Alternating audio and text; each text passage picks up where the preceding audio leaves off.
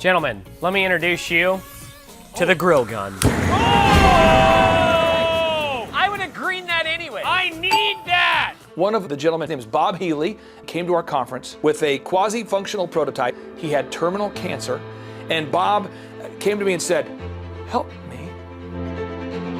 Entrepreneur Clay Clark has built several multi-million-dollar businesses. Now, he helps budding entrepreneurs like Bob turbocharge their ideas with a 14-step plan. And grillblazer.com is now a massively successful company that's becoming a household name in many American homes. In this episode, we dive into how to rebuild American small businesses and industrial capacity. You never want to outsource your core competency. We have to import certain technology from countries that hate us to make military weapons to defend us. That doesn't even make sense. This is American Thought Leaders, and I'm Yanya Kellick. Clay Clark, such a pleasure to have you on American Thought Leaders. Hey, thank you for being here in Tulsa, Oklahoma. So, this current administration is looking to revitalize the economy, to push it to a next level. And for me, always small business has been a centerpiece of this. It's kind of, some people describe it as the engine of American innovation and growth and so forth. But during the COVID years, just we're emerging out of them as we speak, a lot of small business was frankly wiped out. And you're the guy who's actually helping people kind of build those small businesses. So tell me about what you do.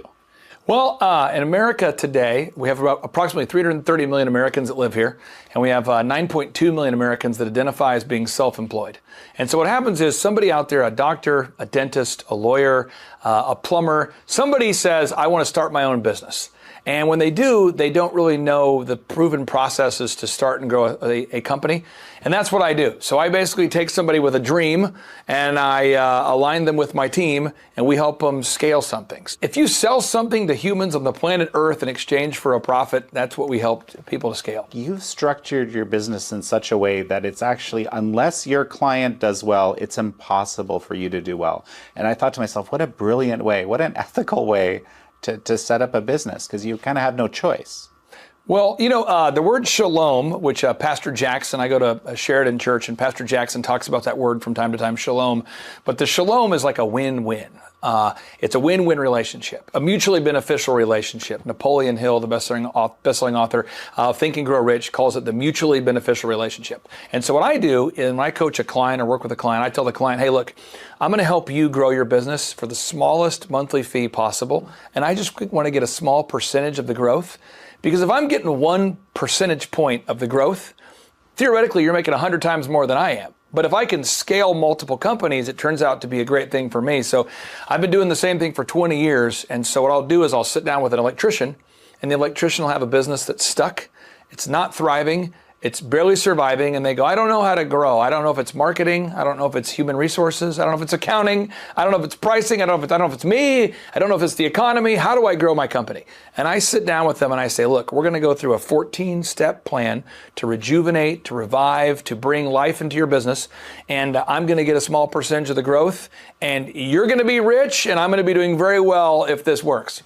Tell me a little bit about your background. And one thing that made me aware of you is that during these COVID years, when a lot of small businesses were basically closed and many permanently, the companies you worked with actually all stayed open. And so just tell me a little bit about how that happened and a little bit about where you come from too, because that's connected. And I apologize for everybody watching this that I speak fast. I used to stutter as a kid, okay? So my synapses go really fast. So you might have to watch this in slow-mo. But I knew that the Constitution is not a suggestion, and a Constitution cannot be suspended because of a pandemic. That's something I knew. Also, the Bible, I happen to be a Christian. Hebrews 10:25 tells us to not forsake the gathering, even as we draw closer to the end. So theoretically, as we're getting closer to the end of time, God is the Alpha, the Omega, the beginning and the end for all the Christians out there. We're not supposed to stop gathering. So I knew that the pandemic couldn't temporarily suspend the Constitution. I knew that the Bible tells us to not forsake the gathering.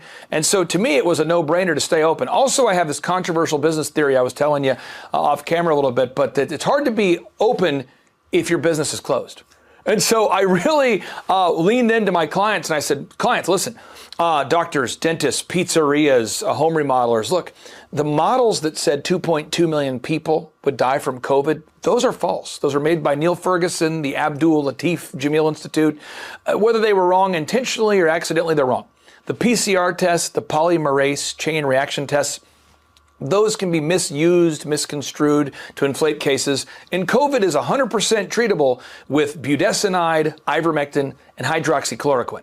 And a lot of my clients were going, how do you know this? And I'm going, well, a third of my clients are in the medical field. You know, so I'm working with doctors, Dr. Rashid Battar, may he rest in peace, client of mine, Dr. Zelenko, right? These are friends of mine, may he rest in peace.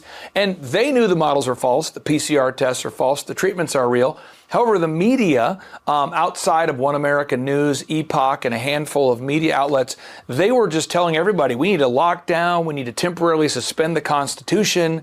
And to me, that was analogous to laying on the train tracks to see if it was safe while the train's approaching quickly and will certainly kill us if we don't move. It's like a case study of if we lay on the train tracks as the train runs over us, we'll see if that'll help. We'll see if locking down, shutting down, quarantining will help.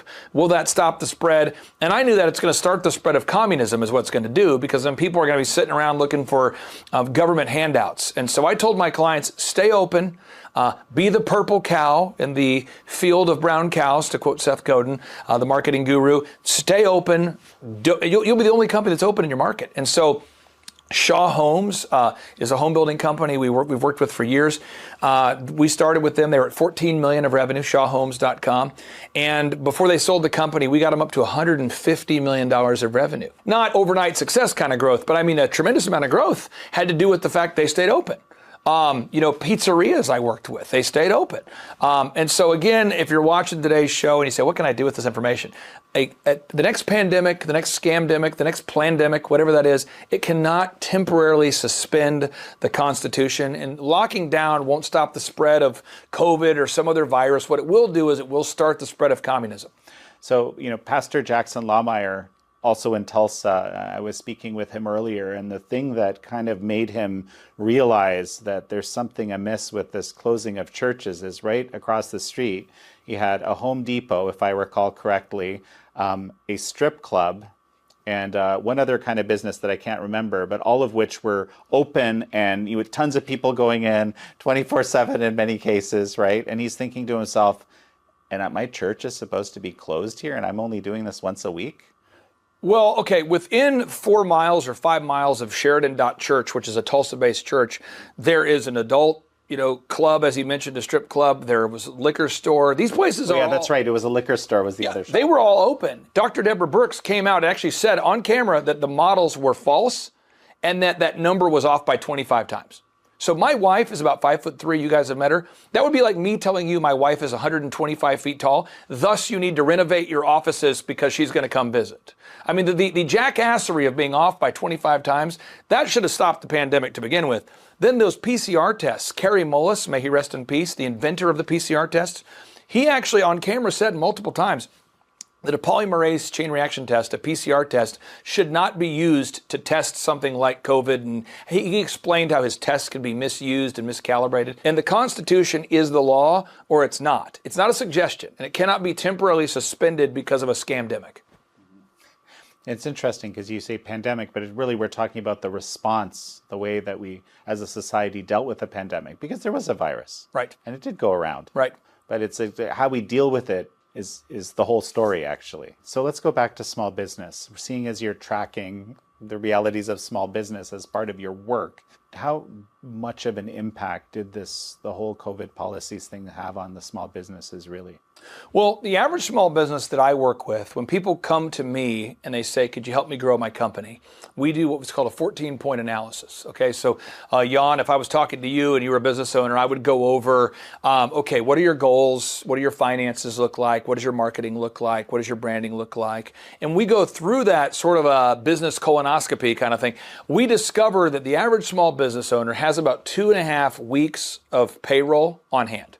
or 2.5 weeks of operating capital on hand, or maybe a little more than half a month of operating capital. Meaning that if you're a pizzeria, you're a doctor, you're a dentist, you could afford to be closed for a week and then another week before you would start to have some serious cash flow problems. And cash to a business is like blood to a human, oxygen to a human, water to a fish. It's essential to survive. And so by doing 2 weeks to stop the spread, what you did was you verified that every business would be dead. And I'm not just saying that because it rhymes, but 2 weeks to stop the spread was like verifying that every business would be dead.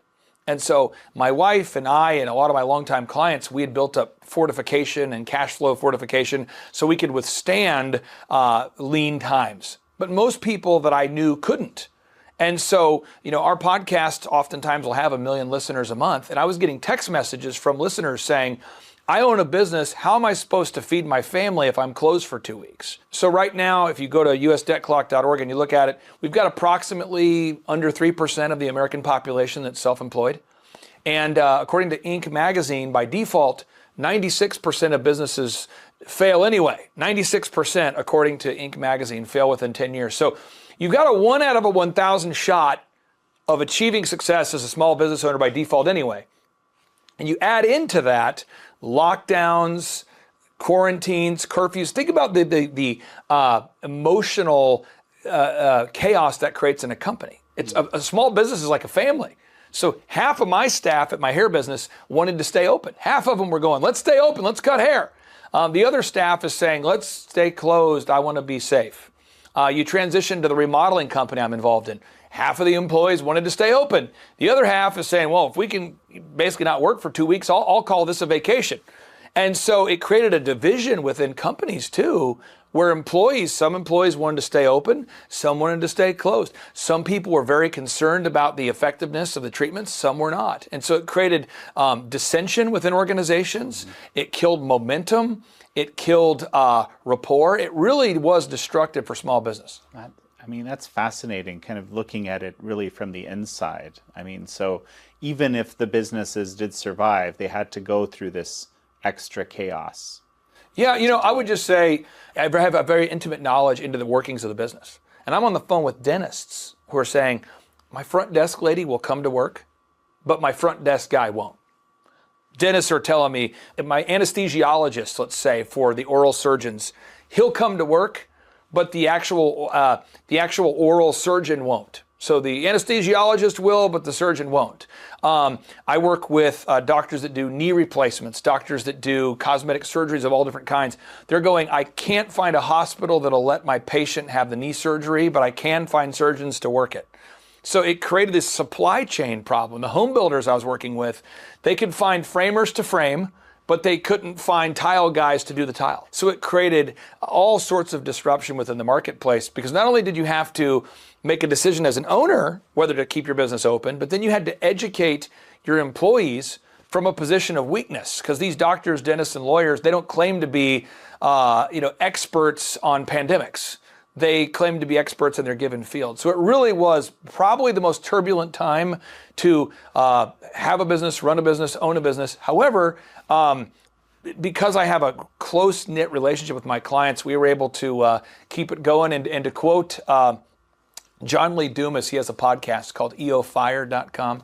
And John Lee Dumas is a friend of mine, and he says to me, you're gonna go ahead and have your business conference during the pandemic? And I go, oh yeah. And I'm mangling the quote, but he said something to the effect of, well, I don't think you'll have a lot of competition. And so our business conference was booming. And one of there's a literary agent who represents some of the biggest authors in the world. She told me she flew to our conference and she was the only person on the plane. How do you actually figure out who you're going to work with? Because with your particular model, it's clear you can't. It's not that anybody who wants to work with you can, because you have to make your decisions about who you think has potential, because you're going to be on the hook for it. Well, right? When you got a chance to kind of shadow me a little bit off camera, I do a lot of the video editing myself. I do a lot of the web development myself. I do a lot of the accounting myself. So I'm very much hands-on. And so I like to keep a group of around 160 clients I work with. And I do these free assessments. And the reason why I do a free 13-point assessment is I just want to see, are we going to have a shalom or a win-win relationship? And there's three things I'm looking for. Do you actually solve a problem, or do you provide a product or a service that the marketplace would benefit from? So if somebody's selling something that I think is ethically afoul or against my Christian morals, I'm not going to work with them. So thing number one is, do you sell a product or service that I actually think is ethical, legal, that kind of thing? And you'd be surprised how many people are selling illegal things that want help doing it. So step number two is, does the person actually identify with the worldviews that I have? If I'm going to sit there and debate about the Constitution or capitalism, that's probably not the thing. So one is, do we have a product or service that we can actually help you scale? Two is, is the person ideologically aligned with me? And then three is it realistic?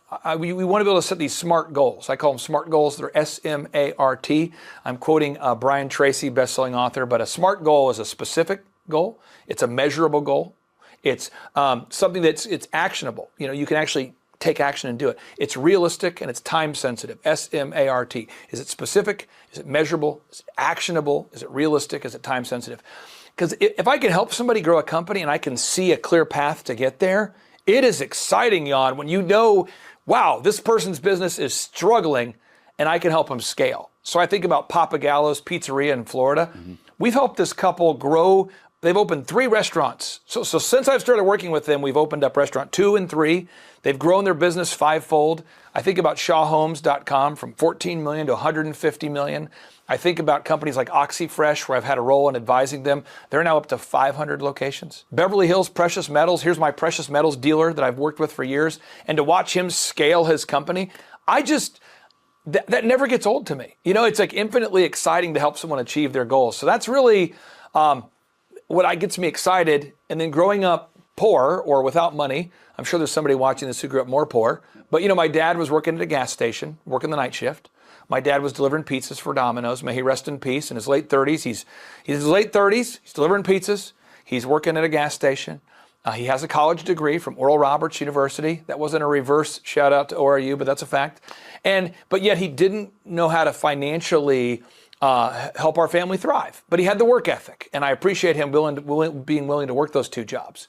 And so whenever I talk to that new potential client, I picture it like I'm talking to a 37-year-old version of my dad.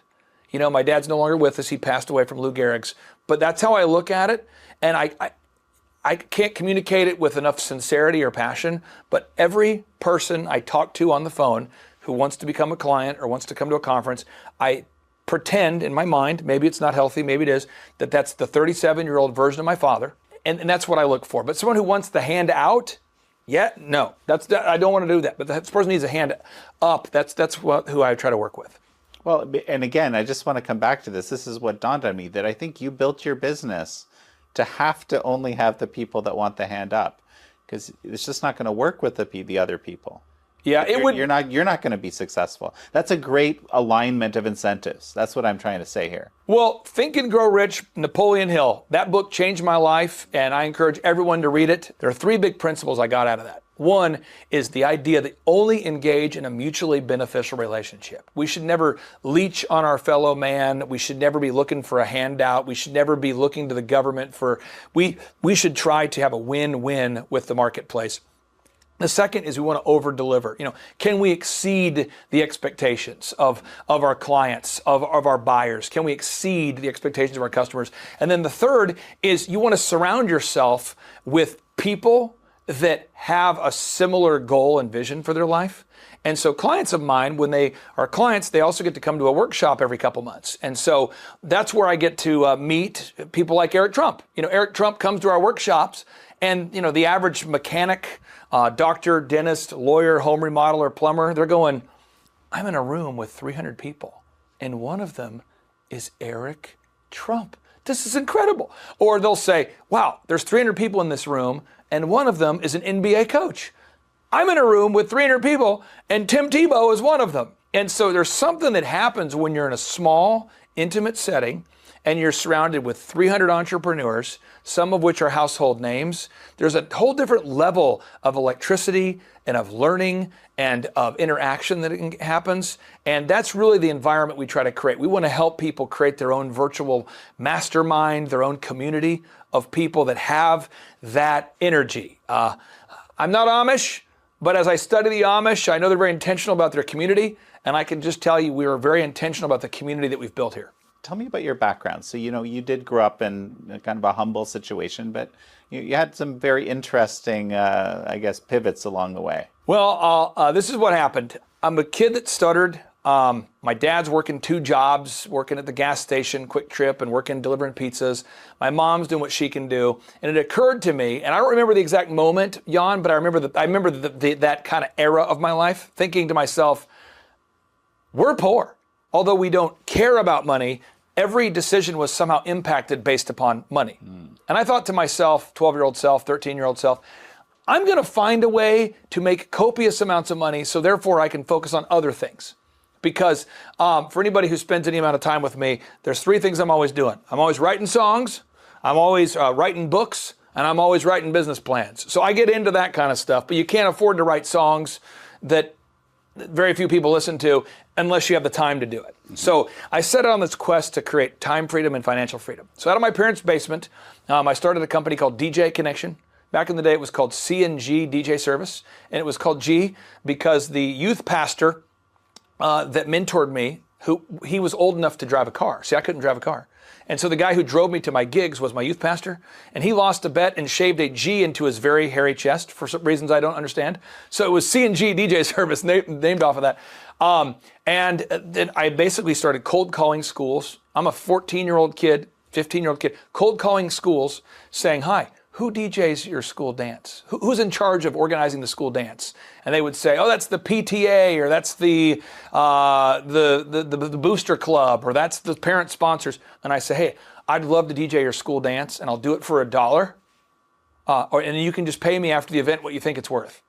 Well, a lot of schools are infinitely disappointed in their disc jockeys. And so I started getting some gigs. I started doing 2 gigs a month, 3 gigs a month. I needed equipment. I was selling the gigs, but I didn't have any equipment. So I found a pothead by the name of Oswald, and I rented equipment from him. This is a true story. And I thought to myself, I probably don't want to be renting equipment from potheads. I probably need to have a more viable, this is my 14, 15-year-old mind. So I got a job working poured concrete, and I got a job working at the Norseman restaurant, and I got a job working as a home health aide. So I had 3 jobs simultaneously. That was my pro tip for getting rich quick. And I took every dime I had, and I just kept buying more speakers, more sound, more lights. The speakers I bought were called JBL TR225s, and these were like $500 a piece. And I tell you this because I was making $8 an hour. So if you're making $8 an hour, you got to work, 70 hours to buy a speaker, before taxes. So you got to work 80 hours per speaker. So I had 3 jobs. I'm working these 3 jobs. Eventually, I decided to go to college early because in Minnesota, if you have enough credits, you can go to college early. So I went to St. Cloud State, and I picked classes, graphic design, language, accounting, things that I thought would help me on my career. And then I transferred to Oral Roberts University. And at that point, I changed the name from C&G DJ Service to DJ Connection. And then over time, I started getting into weddings. And before I sold the company, we were doing 4,000 weddings a year, which is 80 weddings a weekend, by the way. So think about all the vans, the lights, the mic stands, the speaker stands, the lighting equipment, all the people, training these people. And then I started this thing called the Tulsa Bridal Association, which was a big bridal show. And I started one of the region's largest wedding photography companies called epicphotos.com. And what happened is the fathers of the bride would pull me aside and they would say, hey, I'm a dentist. Could you help me grow my business? Hey, I'm a doctor. Could you help me? Hey, I have a hardware store. Could you help me? And I won this thing called the SBA Entrepreneur of the Year Award, the Young Entrepreneur of the Year Award for the state of Oklahoma. I also was the City of Tulsa Entrepreneur of the Year Award for the chamber when I was 20. And I was the state's Entrepreneur of the Year when I was 27. And I kept winning these awards. And every time I would win awards, people would say, can I pick your brain? And then my wife, I give her credit. My wife says, what if you said yes instead of saying no, and you just charged them a small percentage of the growth? And I'm going, I don't know. I like DJing quite a bit. So I kind of put that idea in the back burner. And then one by one, more and more people kept being more and more persistent, asking if I could help them.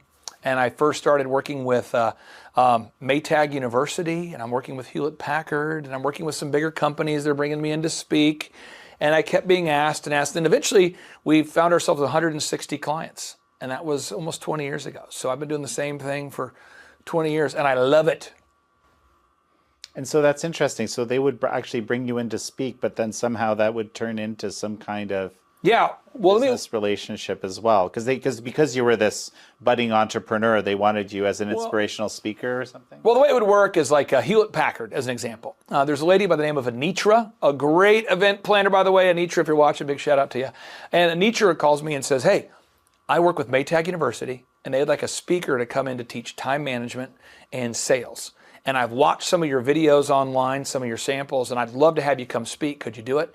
And most speakers charge per hour, Jan. They charge per hour. It's like, $10,000 for 90 minutes. Again, Napoleon Hill, I can hear it in my head, over deliver. So I would tell these event planners, for me, you get me unlimited time for 2 days. So not just per hour, unlimited time for 2 days. Any subject that you want me to talk about, I'll do it. And if anybody bails out, I'll speak.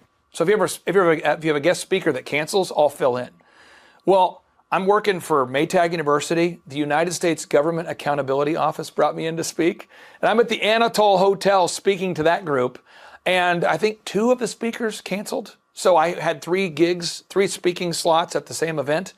And I kept being known as, this is the guy who's bringing comedy and entertainment to education. But I was a former disc jockey, which is like one level lower than a carny in terms of the entertainment hierarchy, So I was this DJ entertainer who's educating, and I call it edutainment. And so what happened is more and more of the attendees would say, hey, I own a Maytag local store, and I love what you talked about. Could you help me grow my business? And I said, well, you just pay me $1,000 a month and a small percentage of your growth, and we'll do it. And they go, really? And I could usually help somebody double their revenue within 12 months. And then I'm speaking to Hewlett Packard and I'm going, this is corporate America. I don't know that this is probably my best place here. But the event planner who booked me would call me and say, hey, I love what you're doing. Could you help me grow my event planning business? And so it just kept happening where I was bumping into caterers, event planners, photographers, Farmers Insurance. I did a lot of work with their local agents. I've done a lot of work with State Farm agents, not under the brand, but with the local agents, the local entrepreneurs. Franchises started bringing me in. UPS brought me in. Somehow I found myself in being the keynote speaker for UPS Canada. And it was just a lot of fun, but I've got 5 kids. And so I figured I needed to create a scalable model where I could help people in a way that it still allowed me to be a mentally and physically present father. And so that's why I have the model I do now. And that's why I don't travel to do speaking events. I typically bring the events to me. I sat in on a number of your, consultations. Basically it's business coaching what you do. Yeah. Right? And with actually doing some of the work as well.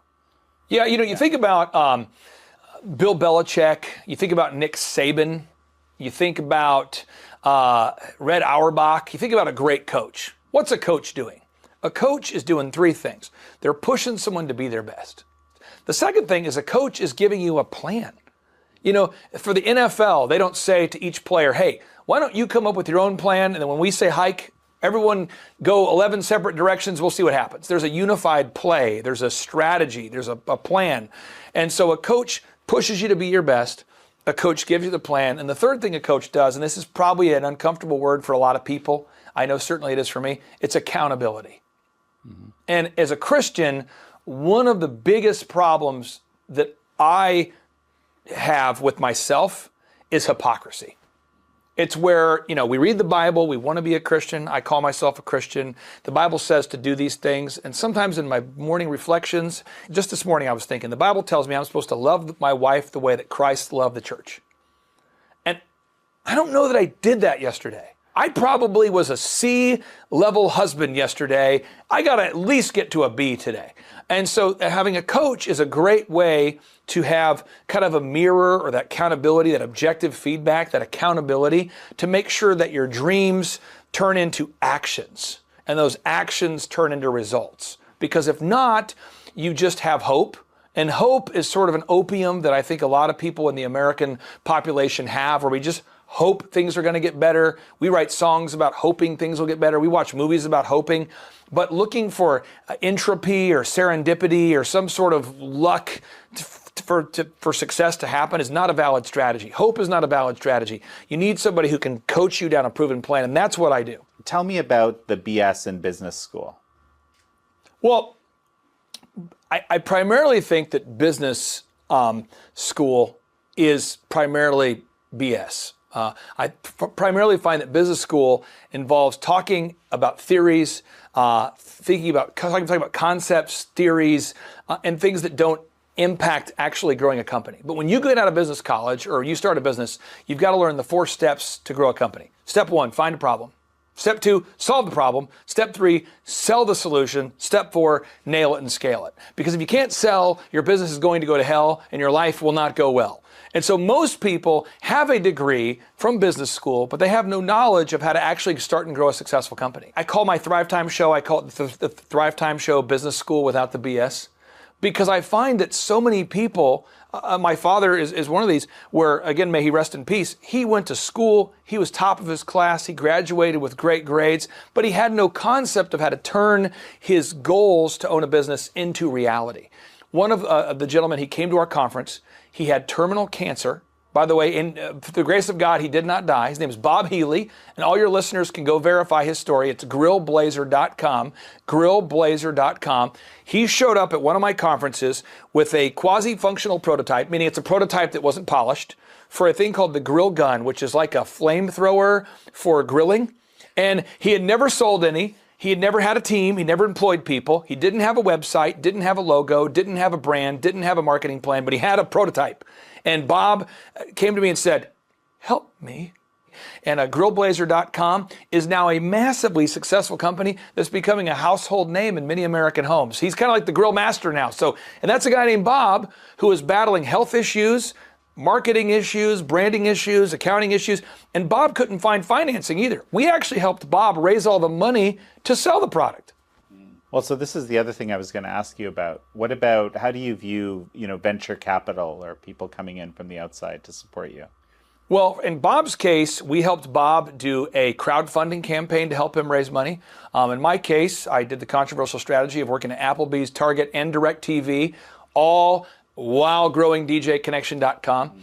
And whenever you get capital, there's 3 C's that come with capital, 3 C's. So whoever invests in your business, there's 3 C's that come with it. Yeah, you get the money, but 3 C's come with it. 1 is counsel. The people who invest in you are going to want to steer the direction you go. It's going to happen. Number 2, connections. When you take capital from, let's say, Sequoia Capital or whatever the capital company is, the big venture capital fund, they're going to have a certain political worldview, a way they view the world. I mean, Silicon Valley views the world a certain way. Middle America views the world a certain way. Some people are right of center, some people are left of center. But the moment you start to take in capital into your business, you start to lose some sovereignty. So you get 1, you're going to get the counsel. Okay, the 2, you're going to get the connections. And then the 3rd is you're going to get the money, which seems obviously the capital. But I think a lot of times people think about capital in terms of, I'll just get the money and then I can go along and grow my company. No, you get the money, but you now have the connection to people that you might or might not align with. And you now are going to get their counsel or their coaching, and it might not be what you want. So I would encourage everybody out there, if possible, try to find a way to self-fund or fund from people you know. And the best book ever written on how to raise venture capital is called Pitching Hacks. Pitching Hacks. It's written by Naval Ravikant. And it is super small and super powerful. Pitching Hacks. You can download it for free. Their PDF version's available online. And that will help you figure out how to get money in a more independent way? He teaches the specific linear process to go through to raise money. But I would just tell you, before you try to raise money from people you don't know, let's say you needed to raise $50,000. It's better to go to 10 people you know and get $5,000 from 10 people who could afford to lose it than it is to bring in an outside investor who you don't know that well, who may or may not want to dramatically change the way in which you do business. And I'll just give you a brief example. There was a franchise I worked with years ago, and the owner of the business was very conservative, and he took in outside capital, and the outside venture capitalists wanted him to take his business in a very DEI way, the diversity, the equity, the inclusion, the very woke agenda. And he really, really had a hard time because the investor wanted to dramatically alter the course of the business. And I'm not an advocate for the woke investor, but the woke investor is saying, hey, I gave you all this money, and without me, your business wouldn't exist, so we're going to go this way. And I had to help that business owner decouple the business from the financing, and it was a kind of a painful experience. So when possible, don't secure outside financing from people that you don't align with or people that you're not equally yoked with. Bringing back manufacturing is a centrally important feature of America being successful. Some of that is going to be small business. How many of your businesses are or manufacturing, and how can that be done in your mind? I believe that my client portfolio is very indicative of the American entrepreneurial portfolio as a country. About 10%, I would say, ish of our portfolio has to do with manufacturing. So I think of one of my clients, it's called Master Machine, mmm-usa.com. They make parts for Tesla. They make parts for the U.S. Army. That's a company right here in Oklahoma that does manufacturing. I think of another brand I work with, Grid Down, Chow Down. They sell mRNA-free meat. I think about, as I mentioned, the case study of Shaw Homes, the home builder we work with, or Sky House Home Builders. They're building real things right here in America. And I would tell people as a pro tip, you never want to outsource your core competency. Exporting jobs to China started under Nixon, but that's just complete jackassery to outsource 95% of our essential medical supplies to countries that hate us. We have these essential metals, these essential elements needed to make car batteries, to make cars. And we have outsourced that to the point where the majority of the countries that hate us are the ones who are procuring these essential elements needed to make manufacturing possible. So America needs to do, I know you recently interviewed Eric Trump, and Eric talked about this. We've got to bring manufacturing back to America. We've got to do it. And so anybody out there that has that dream to make jeans in America, make a tie in America, make shirts in America, make shoes in America, make clothing in America. I encourage everybody really seize this opportunity under the Trump administration and find a way to bring manufacturing back to these United States. We saw it happen a little bit under President Trump and Dr. Ben Carson. We saw an urban renewal. Dr. Carson was instrumental in bringing investments into urban development areas that basically the world had given up on. And they brought in great restaurants and nightlife and entertainment, and they rejuvenated, they put life and investment capital into these abandoned buildings and revitalized a lot of downtowns. I know we can do the same thing with manufacturing. So if you're watching today's show and you have the ability to reinvigorate manufacturing in America, I would encourage you to do so. And I don't speak for the Trump administration, but I know they are really wanting to team up with and support and to breathe life into entrepreneurs that want to bring manufacturing back into these United States. There's this idea that a country can't be successful without this core element of manufacturing. There's this philosophy, right? Do you subscribe to this, that the bulk of manufacturing has to be within a country for it to even be successful ultimately? It can't be service oriented. It can't be. I'm working with a client in Wisconsin who has a home remodeling company, okay? And he actually does beautiful home remodeling. He does great work. Well, he's not outsourcing the manufacturing and the remodeling of a house to somebody who can do the work because he can't. He does the work himself.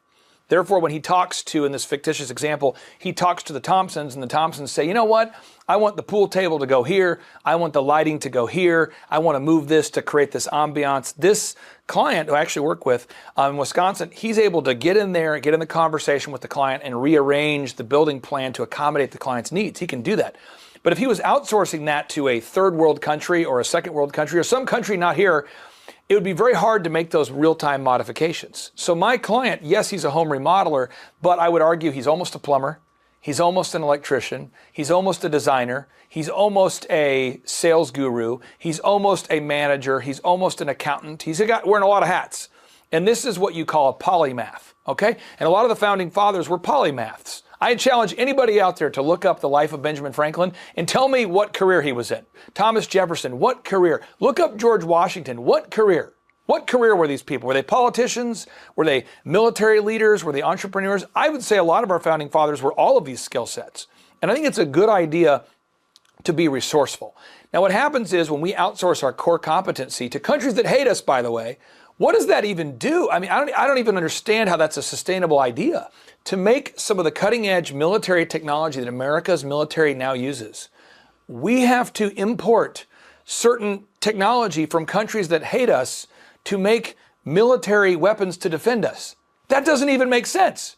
Think about that. If you go, let's go back to the time of kings and queens and castles, and imagine that you are a king trying to protect your castle, and you have to get behind your castle walls and yell out on your castle, megaphone, "Excuse me, enemy, could you please ship us spears? We are trying to protect ourselves." And from you. Yeah, from you. Right. And then the hostile enemy says, "Sure, how many spears do you need?" I mean, just the jackassery, the duality, the mental gymnastics I have to go through to understand how outsourcing our core components, our core resources, our core manufacturing to countries that hate us, I just can't do it. Also, the CCP, they are not a competition, they are an enemy. The Chinese Communist Party does forced organ harvesting. The Chinese Communist Party has no problem with sending people to re-education camps. The Chinese Communist Party is not somebody that we should be working with. You do not want to be investing heavily into a country that has a ideological hatred towards your worldview and who has psychopathic tendencies. It's just not a good idea. So you're a big fan of repatriating the supply chains to America, basically. It's just wisdom. America, we have the resources right now to desalinate unbelievable amounts of water. If there was a water shortage, if you believe that there's a water shortage in California, we can desalinate. Think about Israel. How does Israel maintain a self-sufficient country? It's the size of New Jersey. It's surrounded by countries that hate it. I mean, if Israel can stand up for freedom and be able to be self-sustaining, think about Israel. They've turned, desolate land into rich, plentiful farmland. I mean, America, we have the tools, the technology, the drive, the critical thinking. We have the population needed to become self-sufficient, and we should be. America should be a net exporter of oil. America should be a net exporter of automobiles. America should be a net exporter of technology. We should not be importing. And this idea of becoming an importing nation that provides services primarily, what that does is that sets the foundation for becoming a slave state of a Chinese communist totalitarian regime. There's this term that's often used, whole of society, right? And that can mean different things. Whole of society could mean, like in communist China, where the Communist Party, the supremacy of the party is complete, and the party dictates what happens on down, and the whole of society has to follow, because that's how it works. But whole of society can also mean something else. It could also mean bottom up, right? Which means, people basically working together, getting inspired to do, start their small business, be entrepreneurial, come up with new ideas, come up with new manufacturing concepts, theories, and actually just get down and do the hard work of, raising, the rising tide lifts all boats, yeah. Right? And so, as we finish up, let's talk a little bit about that. Well, years ago, there was a gentleman who personifies the American dream. His name's Kevin Thomas. Everyone can look him up. His company is called MultiClean. Everyone can look him up. I think it's multicleanok.com. And Kevin made a profound statement. He said that if he could have just 5 employees, that would be success. You say, well, what does Kevin do? It's a janitorial service. You'd say, well, what does a janitorial service do? He cleans commercial buildings. And Kevin made that profound statement. If I could just have 5 employees, that would be success. Kevin came and spoke at my last conference, because we fill the conference full of success stories. I have at least 15 to 20 success stories at every client, real people. And Kevin, if you look at Kevin, he's not the tallest guy in the room. He doesn't come across like he's some entrepreneurial pedigree. He doesn't look like he's been, he doesn't look like the Hollywood entrepreneur. He doesn't look like he's on some reality TV show. He doesn't look like he's a celebrity. He just looks like a very normal person, just like me, just like you. And at the last conference, somebody put their hand up and they said, well, Kevin, you're having a lot of success. How many employees do you have now? He says, just a hair over 350. Think about that for a second. So this guy, Kevin Thomas, had a goal to have just 5 employees. He thought entrepreneurship wasn't quite for him, that maybe he didn't have the education, he didn't have the marketing background, he didn't have the accounting, he didn't have the skills.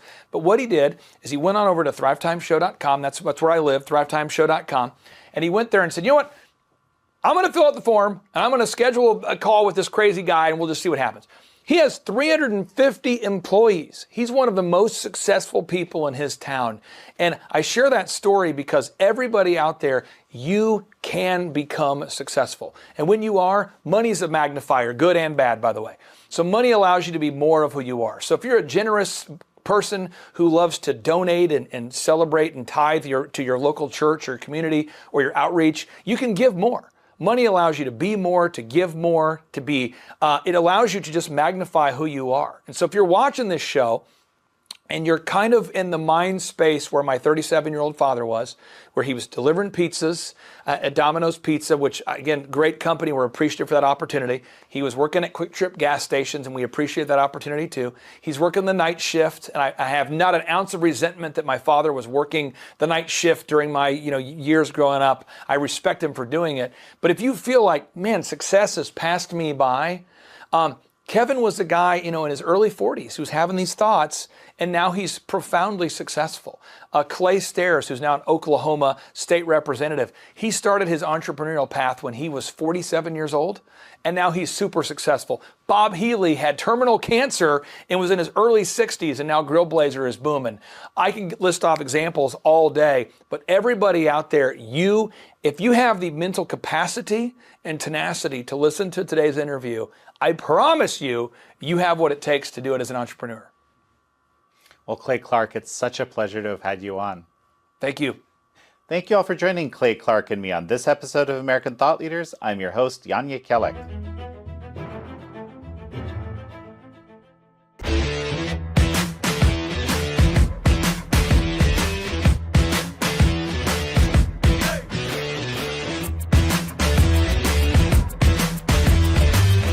This nozzle on the top, you slightly turn like almost nothing, so a little bit of the gas starts coming out, and then you press the trigger.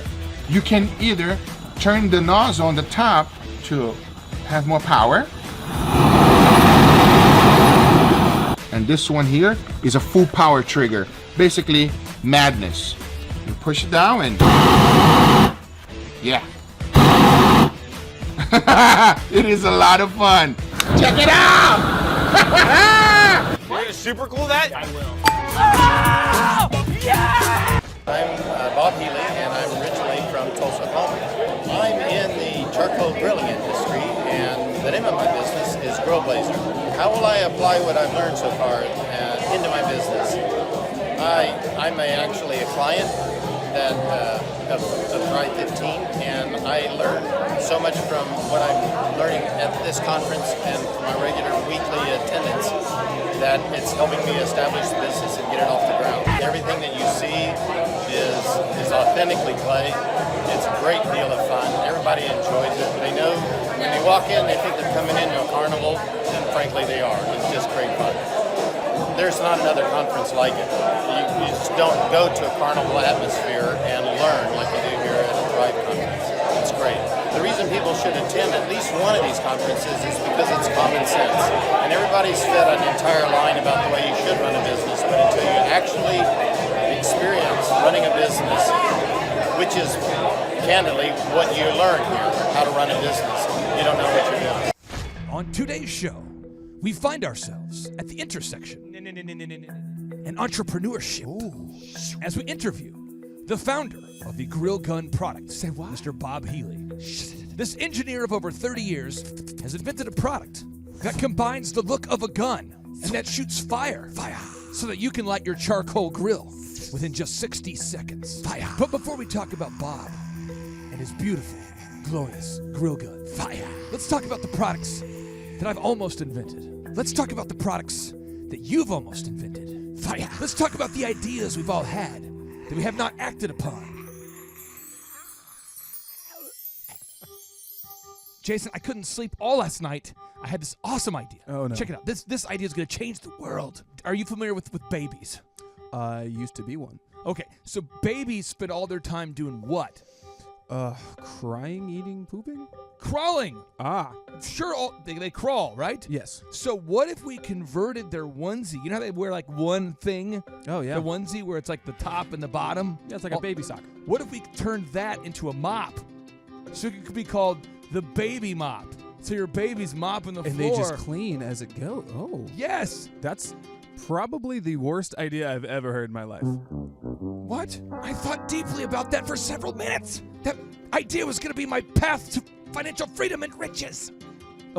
Okay, fine. You want to rain on my parade? I have another idea.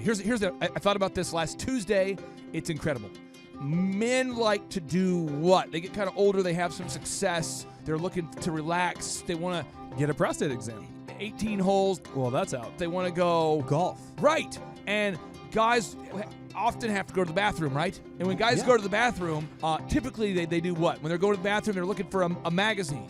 Right, they read. They read now, but what if they invested the time they normally spent reading and spent that time perfecting their putting game? Jason, it's so easy. We could just take the floor around the toilet and turn that into a putting green. No one's thought of this. Yeah, because it's a bad idea. You could practice putting while pooping. That is the worst. It's the Please poop stop. the poop putt. The poop putt. Yeah? That's it. Oh, yeah? The poop putt. Well, hey, this idea is special I knew because it. it is, in fact, the worst idea that anybody has ever had.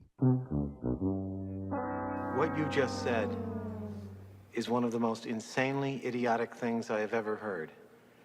At no point in your rambling, incoherent response were you even close to anything that could be considered a rational thought. Everyone in this room is now dumber for having listened to it. I award you no points, and may God have mercy on your soul.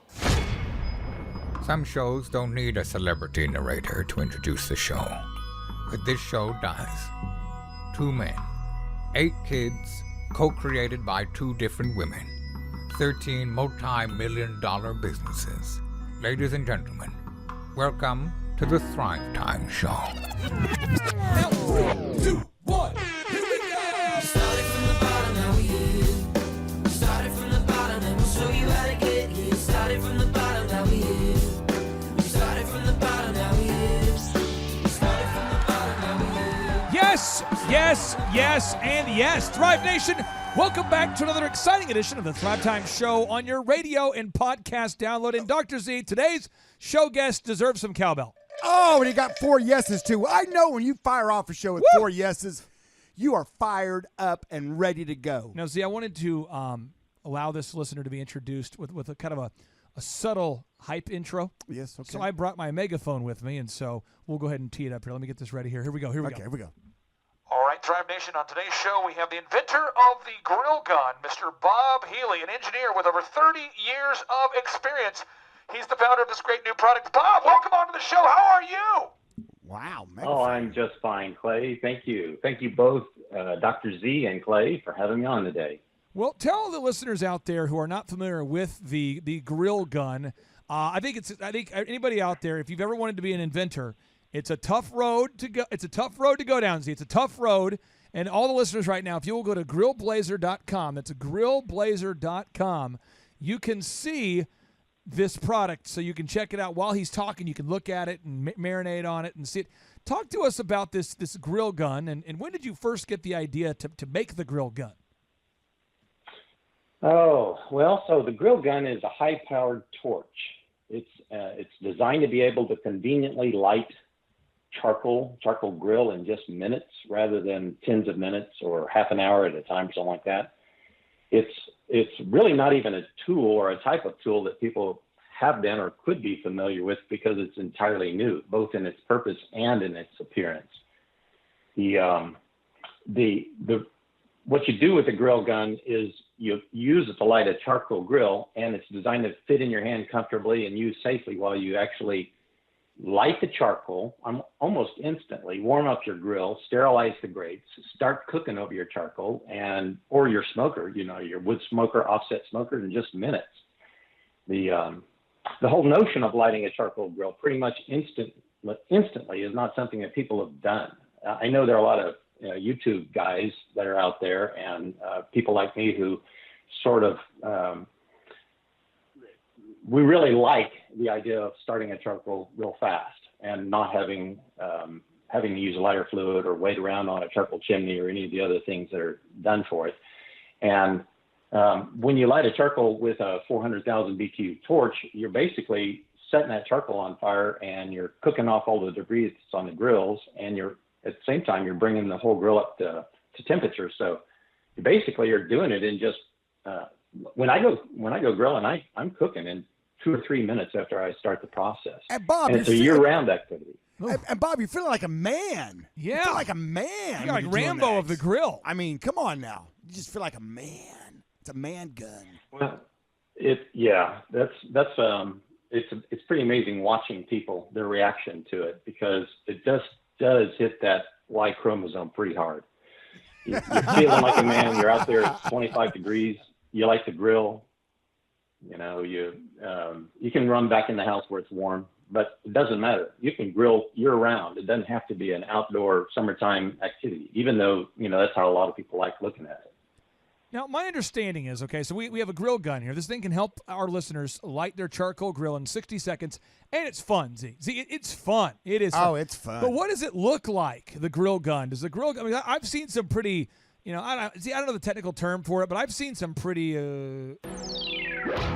weak versions of what Bob is creating. I've seen people who've tried to create a grill torch. Yeah, but it's kind of like it's just try again. And it has the class. Some of these products have the class and quality of like the Chinese finger locks, the paper locks. Oh, don't kid yourself. That's so talk to me about this. What does it look like? What does it feel like? Does this feel like a man gun, or does it feel like a meh? I think one person who interviewed or actually reviewed it said he felt like he had seen Prometheus for the first time. And it was so intense a feeling of looking at a torch that looks like a pistol, like a 45 or a Glock or something like that, a semi-automatic slide action pistol that has a long bell on it. It's about 22 inches long in order to get the barrel away from you so that you can use it without burning yourself. But it looks like a gun. It feels like a gun. It shoots fire. You hold on to it. It fits nicely in your hand. It's well balanced. And you use it to really just basically flood the grill with the heat that you need in order to bring it up to the temperature you want to cook in just, under a minute. Now, Z, I want to get into the businessy kind of things. This is a business show. It technically is a business show. So it's business school without the BS. Come on now. So, Bob, you made the product. Z, that's step one. You got to have your product. That helps. So step one, you have the product. It's a product idea, step one. Step two, nobody, Z, I'm talking about almost nobody ever goes to step two, and that is make a prototype. Oh, check. Prototype. He's got he has the prototype. He got the idea. Yep. He's got the prototype. Yes. Step three, we got to try to sell something. You got to sell it, baby. Sell something. Sell for more something, than you make sell it. Something. That's the key. So I want to ask you this. Talk to us about if someone wants to buy this thing, can they buy it? What's been your road like of seeing if someone wants to buy it? Because I know you did a demo at the Thrivetime Show conference for our attendees. Oh yeah. And I think about 1/3 of the people in attendance, I could be wrong, but I think about 1/3 of the people in attendance said, I definitely want to buy one of these like right now. How can the listeners get a hold of this? How can they buy one? Tell us about selling something.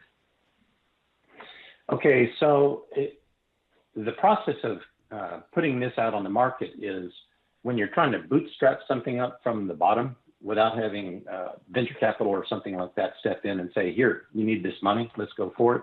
You actually have to determine whether or not people want what you have, what they're willing to pay for what you've got, and then how are you going to get it made? And so I had to figure out, well, first off, there's torches.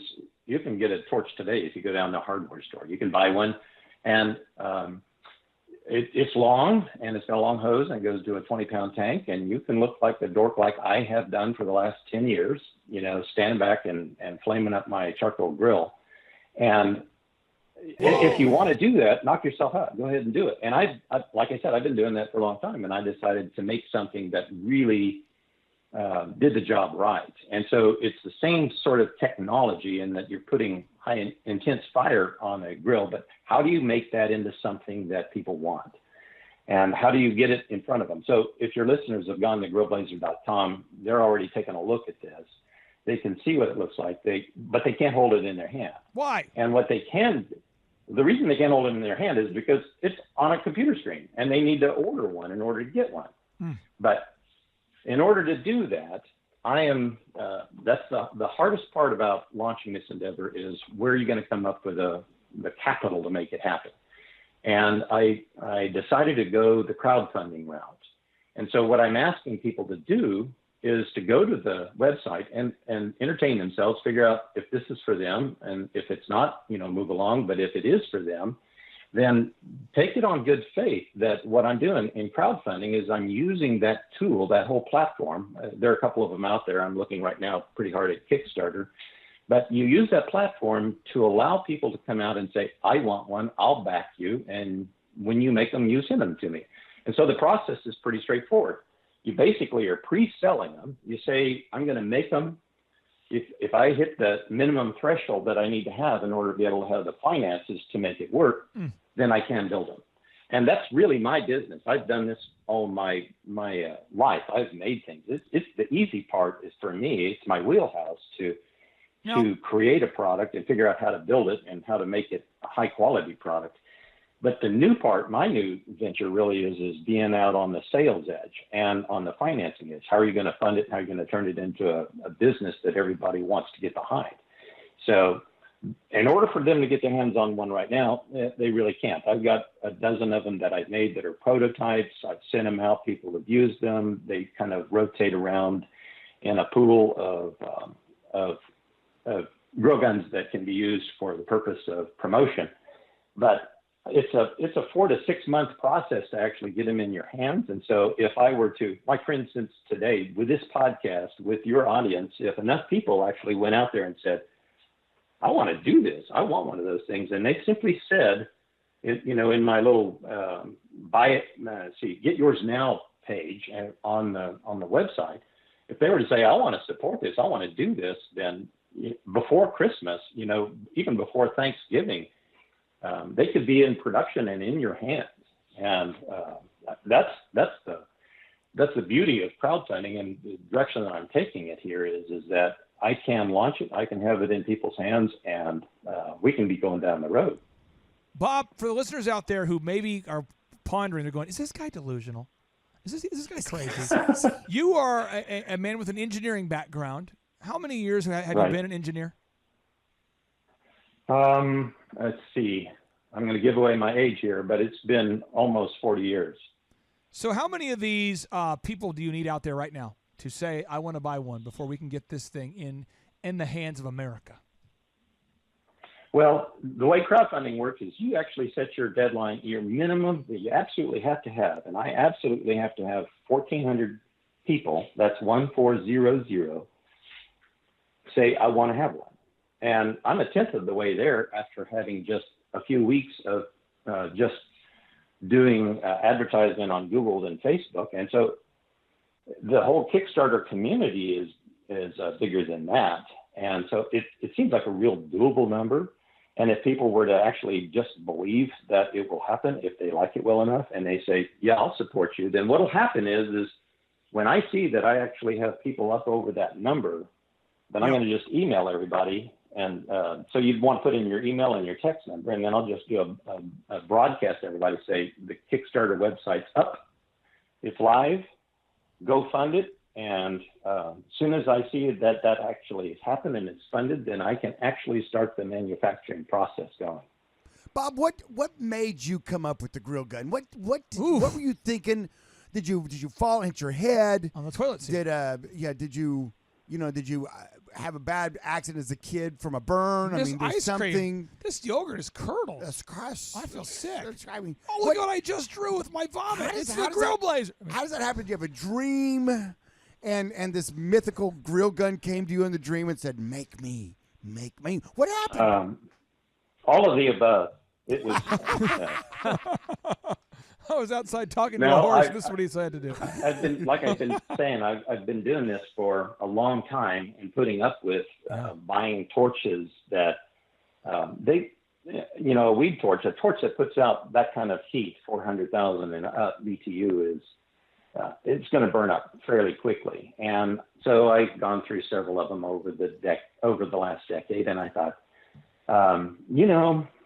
nobody does this, and people come over and they watch me grill. I grill every single week, and or smoke something, and so lots of friends and stuff are used to coming over, and they hear the roar of the jet engine as I light the grill and start cooking things in just a minute or two, and they think it's really funny and really cool, but they don't see themselves with this giant long torch hosing down a grill. And so it was a year ago in December 2018, that I was out there grilling, and I thought, if I'm either going to put up with this nonsense for the rest of my life, or I'm going to do something about it. So I just said, I didn't know what a grill gun was. I hadn't ever seen one before. I thought, well, something is better than this, and what is it going to be? And so I went to some friends and my family. I got sons-in-law and sons that are opinionated, and I like their opinions. And so I basically started asking them questions and then formed a list of what we need to have. And then I got busy modeling it. And it was so that was December. And it's probably in February, everybody said, oh, you're on with something here. And then by May, I had it, a year ago May, so not quite a year ago, I actually had prototypes in my hand. And I then started going down the other channels of, okay, how do I build this? How do I get this cost effective so that I can make it and people can buy it for a reasonable price? And utmost important was the quality of it. So I've designed this to where I'm going to be proud to use every single grill gun that I have for years, not for once or twice or for half a season before it burns up. So it was just a process of saying, I don't know what it is that's going to make my life better, but I know when I see it, I'm going to like it. And so, again, if you're on the website and your listeners have listened to and gone to the website, they know what I'm talking about here. It's pretty appealing design, and it's really durable, really well designed. So, Bob, you're basically a big pyro. That's really what it boils down to. Oh, yeah. You're a big pyro. Well, I'm not as much a pyro as the people that want it. I've heard a lot of people say this is all kinds of stories about how I've been a pyro my whole life and that sort of thing. And not me, but I can appreciate that there are people that like fire a whole lot. Now let's talk about this grill gun. Let's get into the rough questions now, the rough ones, the tough ones. All right. Will this blow up? If I turn it on, boom. Will it? What are the chances? I turn it on. What are the chances I incinerate myself?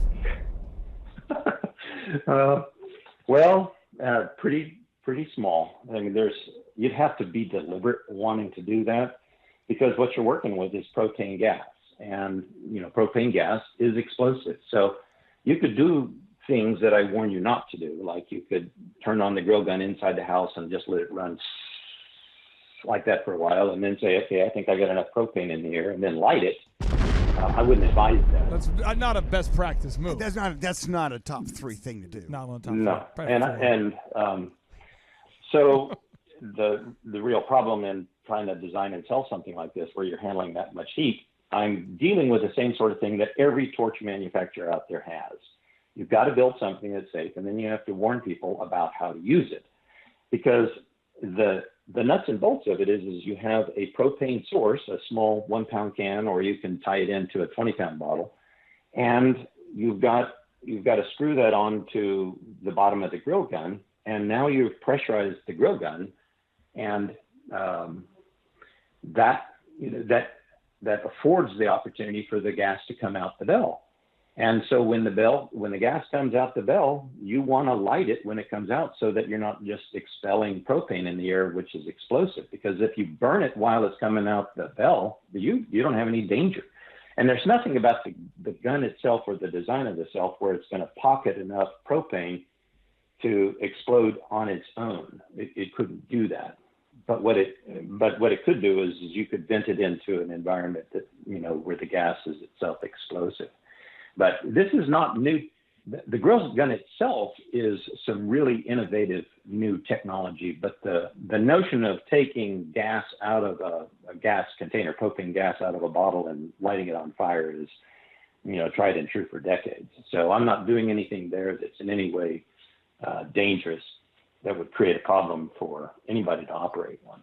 What have been, and see, I want to ask Bob, I'm now going to ask Bob the really Are you tough going deep? questions. You're going deep. What has been, as you're building the grill gun, which you can learn more about at the grillblazer.com. It's grillblazer.com. See, that's grillblazer.com. And for all the listeners out there who are going onto the website right now, they're looking at it, what's been the toughest part of trying to take your idea that you are, and I mean this in a nice way, you are passionate in a way about this product that doesn't make sense to most people. Most people like to grill. Oh, yeah. And most people want to light the grill in 60 seconds. But most people aren't willing to invest this kind of money and time into coming up with a solution. Bob, as you've been trying to provide the world's best grilling tool possible, what has been the most challenging part of doing this? Really everything except for designing it and setting up the manufacturing. I mean, it's hard to actually pin that down to one thing, but getting getting in front of people who can help influence, or charcoal influencers, and getting them to pay attention and helping me promote this notion. It's basically you can have the best tool of anything, whatever you want, and if nobody knows about it, you're just sitting there holding them. I could make 5,000 grill guns and put them out in my garage, and then next year I still have 5,000 grill guns out there. So it really is trying to get an audience that wants to buy them. And so it wouldn't make any sense for me to just get excited, 1,400 people excited to buy one and then launch my Kickstarter campaign and then crickets, nobody wants any. So it's the whole aspect of marketing and sales. That's the hard part, because everything else is pretty straightforward. Z, you've told me for years I'm one of the best tools that the world has not heard of yet. I have, and I promise you, Bob, if if you put 5,000 of those in your garage, you're going to end up with 4,999. Because I'm going to come over and see my point of them. So there you have it. Z, what tough questions do you have for Bob about the process? There's so many listeners out there who want to be an inventor. They want to launch a product. He's done step one. He had the idea. Step two, though, he made the prototype. Step three, he's got to try to sell it. As he's in that pre-selling phase, and it's a weird deal because you got to sell enough to get the money needed to produce a lot. Z, what rude question do you have for Bob? What strong advice did you have for Bob? What do you got there? How much money do you need right now? I need $100,000, and if you want to write me a check, Z, I will drive into town. What are you willing to give up for $100,000? I mean, like a kidney. Obviously, I'm willing to give up whatever it would take in the form of a loan, and I would also be willing to give up negotiate on a piece of the equity in the company for whatever the investor thinks that it's worth. Well, there's so that's always a negotiation point. Yeah, there's hundreds, thousands, tens of thousands of people that'll be listening to this podcast, i.e. radio show. And somewhere, someone's going to get on there and look at grillblazer.com, which I have been looking at now for the entirety of the podcast, looking at it and remembering my experience with the Grill Blazer. It was a cool product. It's cool. And I'm sitting out there thinking, there's probably somebody out there that does this. They've got their money in a savings account, drawing nothing. Maybe they got a few thousands in the stock market. And they're willing to put $100,000 on 10 different businesses, and hopefully one hits. And they go to themselves. They go to their website. And they go, okay. How much? Yeah. What do I get for $100,000? So how does somebody contact you? What's the best way to contact you? Somebody's listening out there going, you know what? I may want to. Depends on the equity piece you give up. Depends on a lot of things, but still that's negotiable. We don't want to go into that right now on the air. But how does somebody contact you and start that process? Well, the most direct way that'll get to me is Bob at grillblazer.com.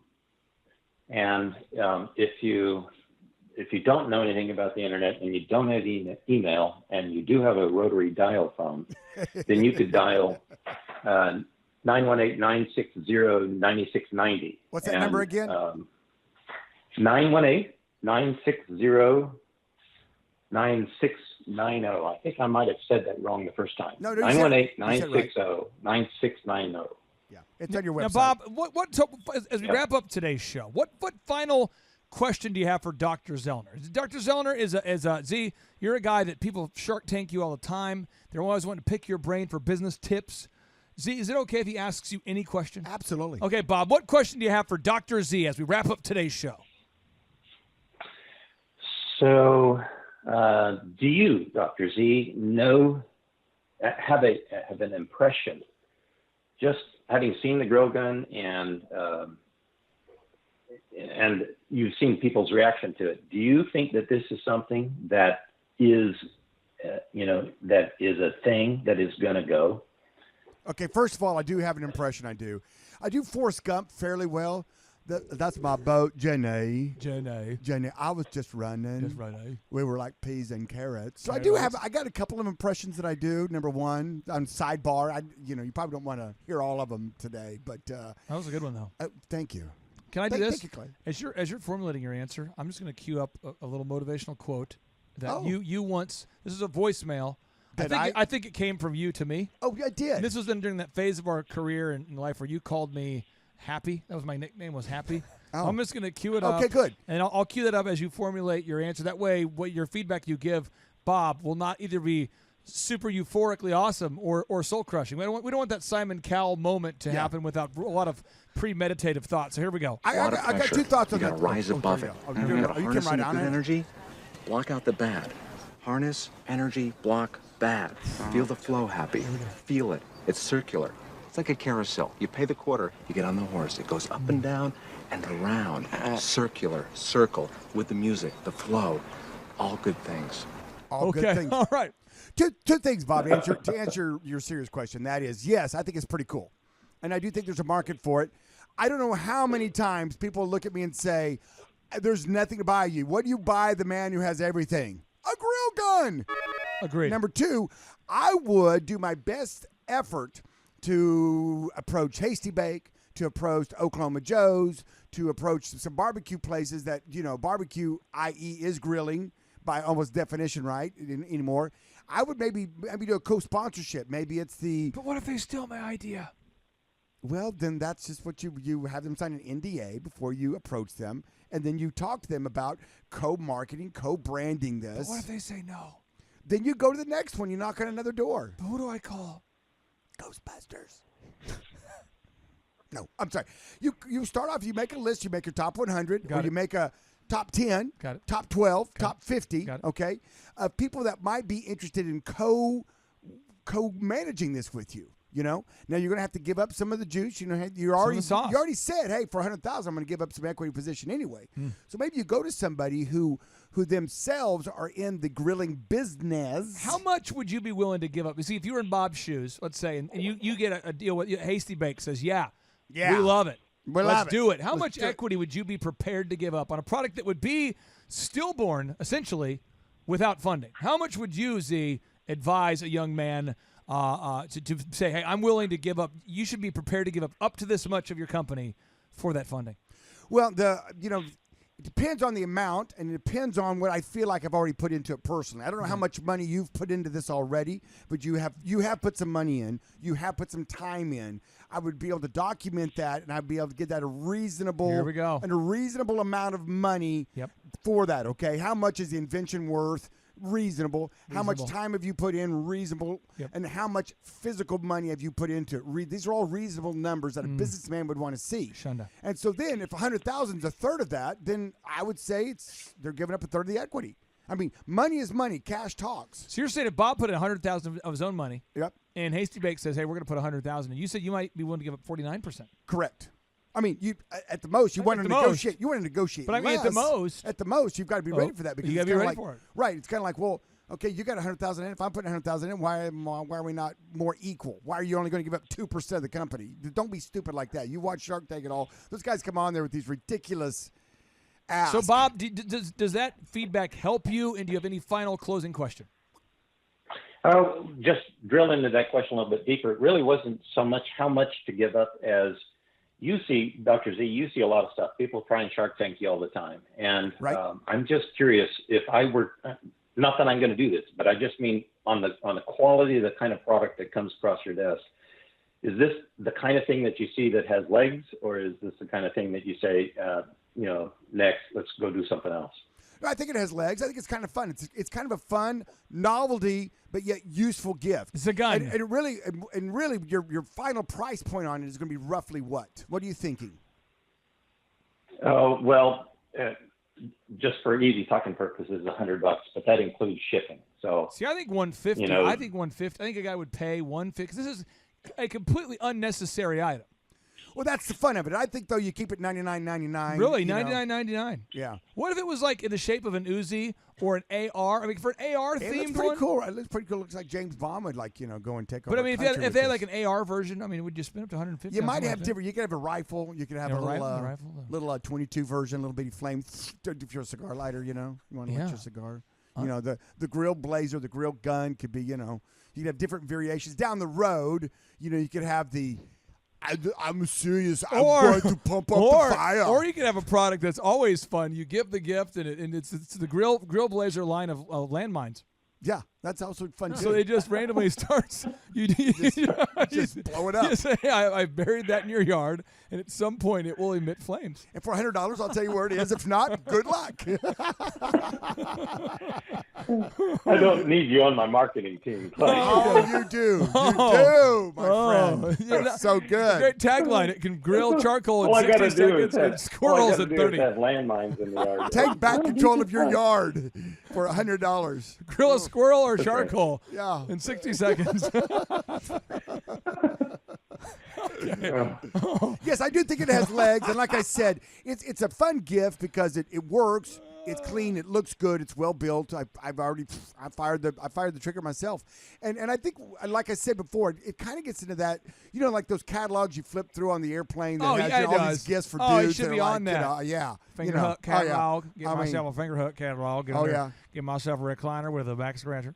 Oh yeah. And then get myself a grill blazer gun. And get myself a whole collection of Chinese finger locks. And then I'm set. That's all I need. That's all I need. For the man, just the for the guy who has everything. Now you have your grill gun. The grill gun. Yeah. You can grill a squirrel or charcoal in under 60 seconds. Guaranteed. Endorsed by Batman.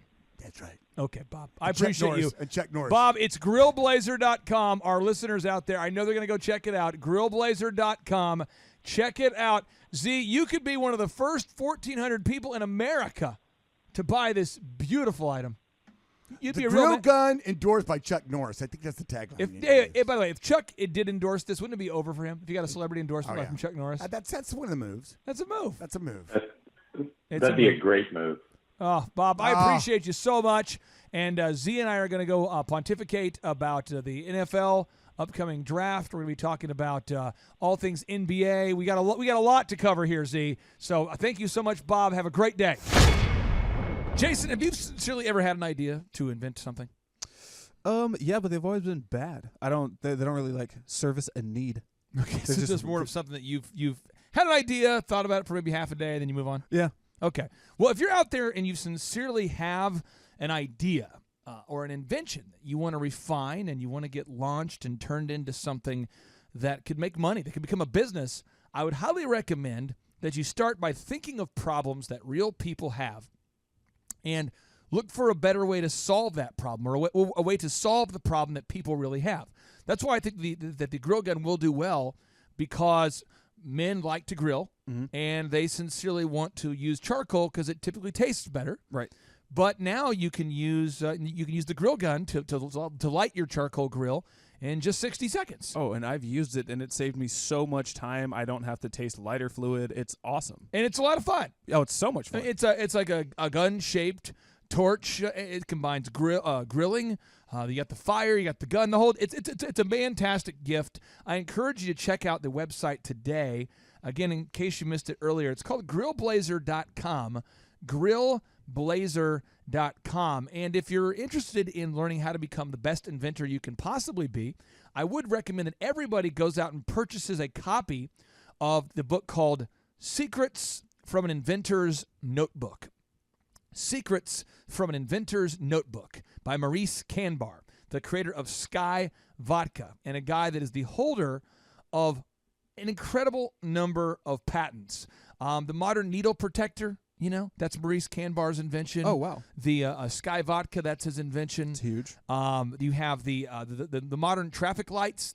A lot of people don't realize this, but the modern traffic lights, a lot of them are using Maurice Kanbar's patented invention that makes a strobe light that strobes so fast that the average person doesn't see it strobing, but it dramatically reduces the amount of electricity being used because it's not on the whole time. It's strobing. Interesting. This guy's got a ton of inventions, and he wrote how he did it, how to do it, how to invent things, the process. It's not a random thing he's doing here. It's a proven process he's done time and time again, and you can get that book today. It's called Secrets from an Inventor's Notebook by Maurice Kanbar, the creator of Sky Vodka. It's an incredible book. Everybody out there should own it if you're looking to become an inventor. And we like to end each and every show with a boom. And so now, without any further ado, 3, 2, 1, boom! I started a business because I couldn't work for anyone else. I do things my way. I do what I think is in the best interest of the patient. I don't answer to insurance companies. I don't answer to large corporate organizations. I answer to my patient, and that's it. My thought when I opened my clinic was I can do this all myself. I don't need additional outside help in many ways. I went to medical school. I can figure this out. But it was a very, very steep learning curve. Within the first 6 months of opening my clinic, I had a $63,000 embezzlement. I lost multiple employees. Clay helped us weather the storm of some of the things that are just a lot of people experience, especially in the medical world. He was instrumental in helping with the specific written business plan. He's been instrumental in hiring good quality employees, using the processes that he outlines for getting in good talent, which is extremely difficult.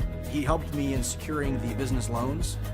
He helped me with web development and search engine optimization. We've been able to really keep a steady stream of clients coming in because they found us on the web. With everything that I encountered, everything that I experienced, I quickly learned it is worth every penny to have someone in your team that can walk you through and even avoid some of the pitfalls that are almost invariable in starting your own business. I'm Dr. Chad Edwards, and I own Revolution Health and Wellness Clinic. Hi, my name is Tim Johnson. I'm the owner of Tuscaloosa Ophthalmology as well as Southern Eye Consultants, two ophthalmology practices in Tuscaloosa, Alabama, and I'm a client of Clay Clark. He asked me to answer a couple questions. The first question was, how did I hear about Clay Clark? I am a big fan of business podcasts, and his podcast popped up as a recommended listening, so I started listening to the podcast. I was a little suspicious or skeptical because I thought there was going to be like an upcharge or an upsell. But the idea of the month-to-month canceling really appealed to me. And I kept waiting for the shoe to drop and for the upsell or for the scam to come in, but it never did. It's very legitimate. Since working with Clay, I've gotten a much firmer grasp on how business works. Even in medicine, business is business. I've learned a lot about marketing, especially how Google reviews work and how important that is. And that's very important even in medicine.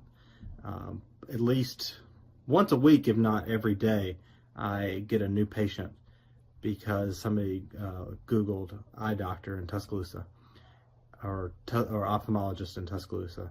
And you'd be amazed how many patients just look for an eye doctor that way. And so he's really changed our business. Our business has grown a lot, maybe 15 to 20% this year. And so we're really grateful for the things he's done for our business. And the last question was, when did I perfect the laugh? I would say that you can never perfect the laugh. You just keep working at it. And just keeps getting better and better each day. But you got to keep working at it. Clay, my honor to be on your show. And thank you for all you do. I hear the ripple effects from you are good ripple effects. You know what I mean? People rave about what they learned from you. So congratulations. I heard about it on the podcast. Started listening to the podcast, became a fan, and then figured out about the workshop. I own an insurance and financial services agency, and I was hoping to learn from the workshop systems and processes. I'm big on systems and processes and always learning better ways to run a business more efficiently. The atmosphere's second to none. It's a high energy, really cool atmosphere to be around. Contagious, I would say. Just something every entrepreneur, I think, would appreciate and love. I'd say humorous, high energy, and full of substance, which I think is the key. A lot of business coaches or seminars maybe are high on motivation and making you feel good, but don't have a lot of substance that you can take back and implement, the following Monday, where his does. Man, there's a lot of valuable things. I'm gonna say, this is my second workshop. The first workshop I took back really the importance of a group interview. I used to spend hours and hours interviewing people, screening resumes, and that saving my time on that part is valuable. It was that and then the sales scripting that have been two major things just so far. Man, I think they're missing out on, expert advice from somebody who's been there, done that, built companies, has learned a lot of lessons. That's what I'm always looking for, is somebody that I can learn from that's ahead of where I am. And I think if you choose not to come, you're missing out on a lot of good advice that could help your business. Hi, I'm Aaron Antis with Shaw Homes. I first heard about Clay through a mortgage lender here in town who had told me what a great job he had been doing for them, and I actually noticed he was driving a Lamborghini all of a sudden, so I was willing to listen. In my career, I've sold a little over $800 million in real estate. So honestly, I thought I kind of knew everything about marketing and homes. And then I met Clay, and my perception of what I knew and what I could do definitely changed. After doing $800 million in sales over a 15-year career, I really thought I knew what I was doing. I've been managing a large team of salespeople for the last 10 years here with Shaw Homes. And we've been a company that's been in business for 35 years. We've become one of the largest builders in the Tulsa area, and that was without Clay. So when I came to know Clay, I really thought, man, there's not much more I need to know, but I'm willing to listen.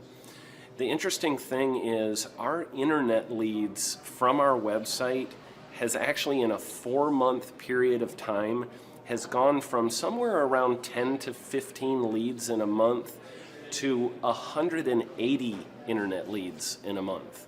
Just from the few things that he's shown us how to implement that I honestly probably never would have come up with on my own. So I got a lot of good things to say about the system that Clay put in place with us, and it's just been an incredible experience. I am very glad that we met and had the opportunity to work with Clay.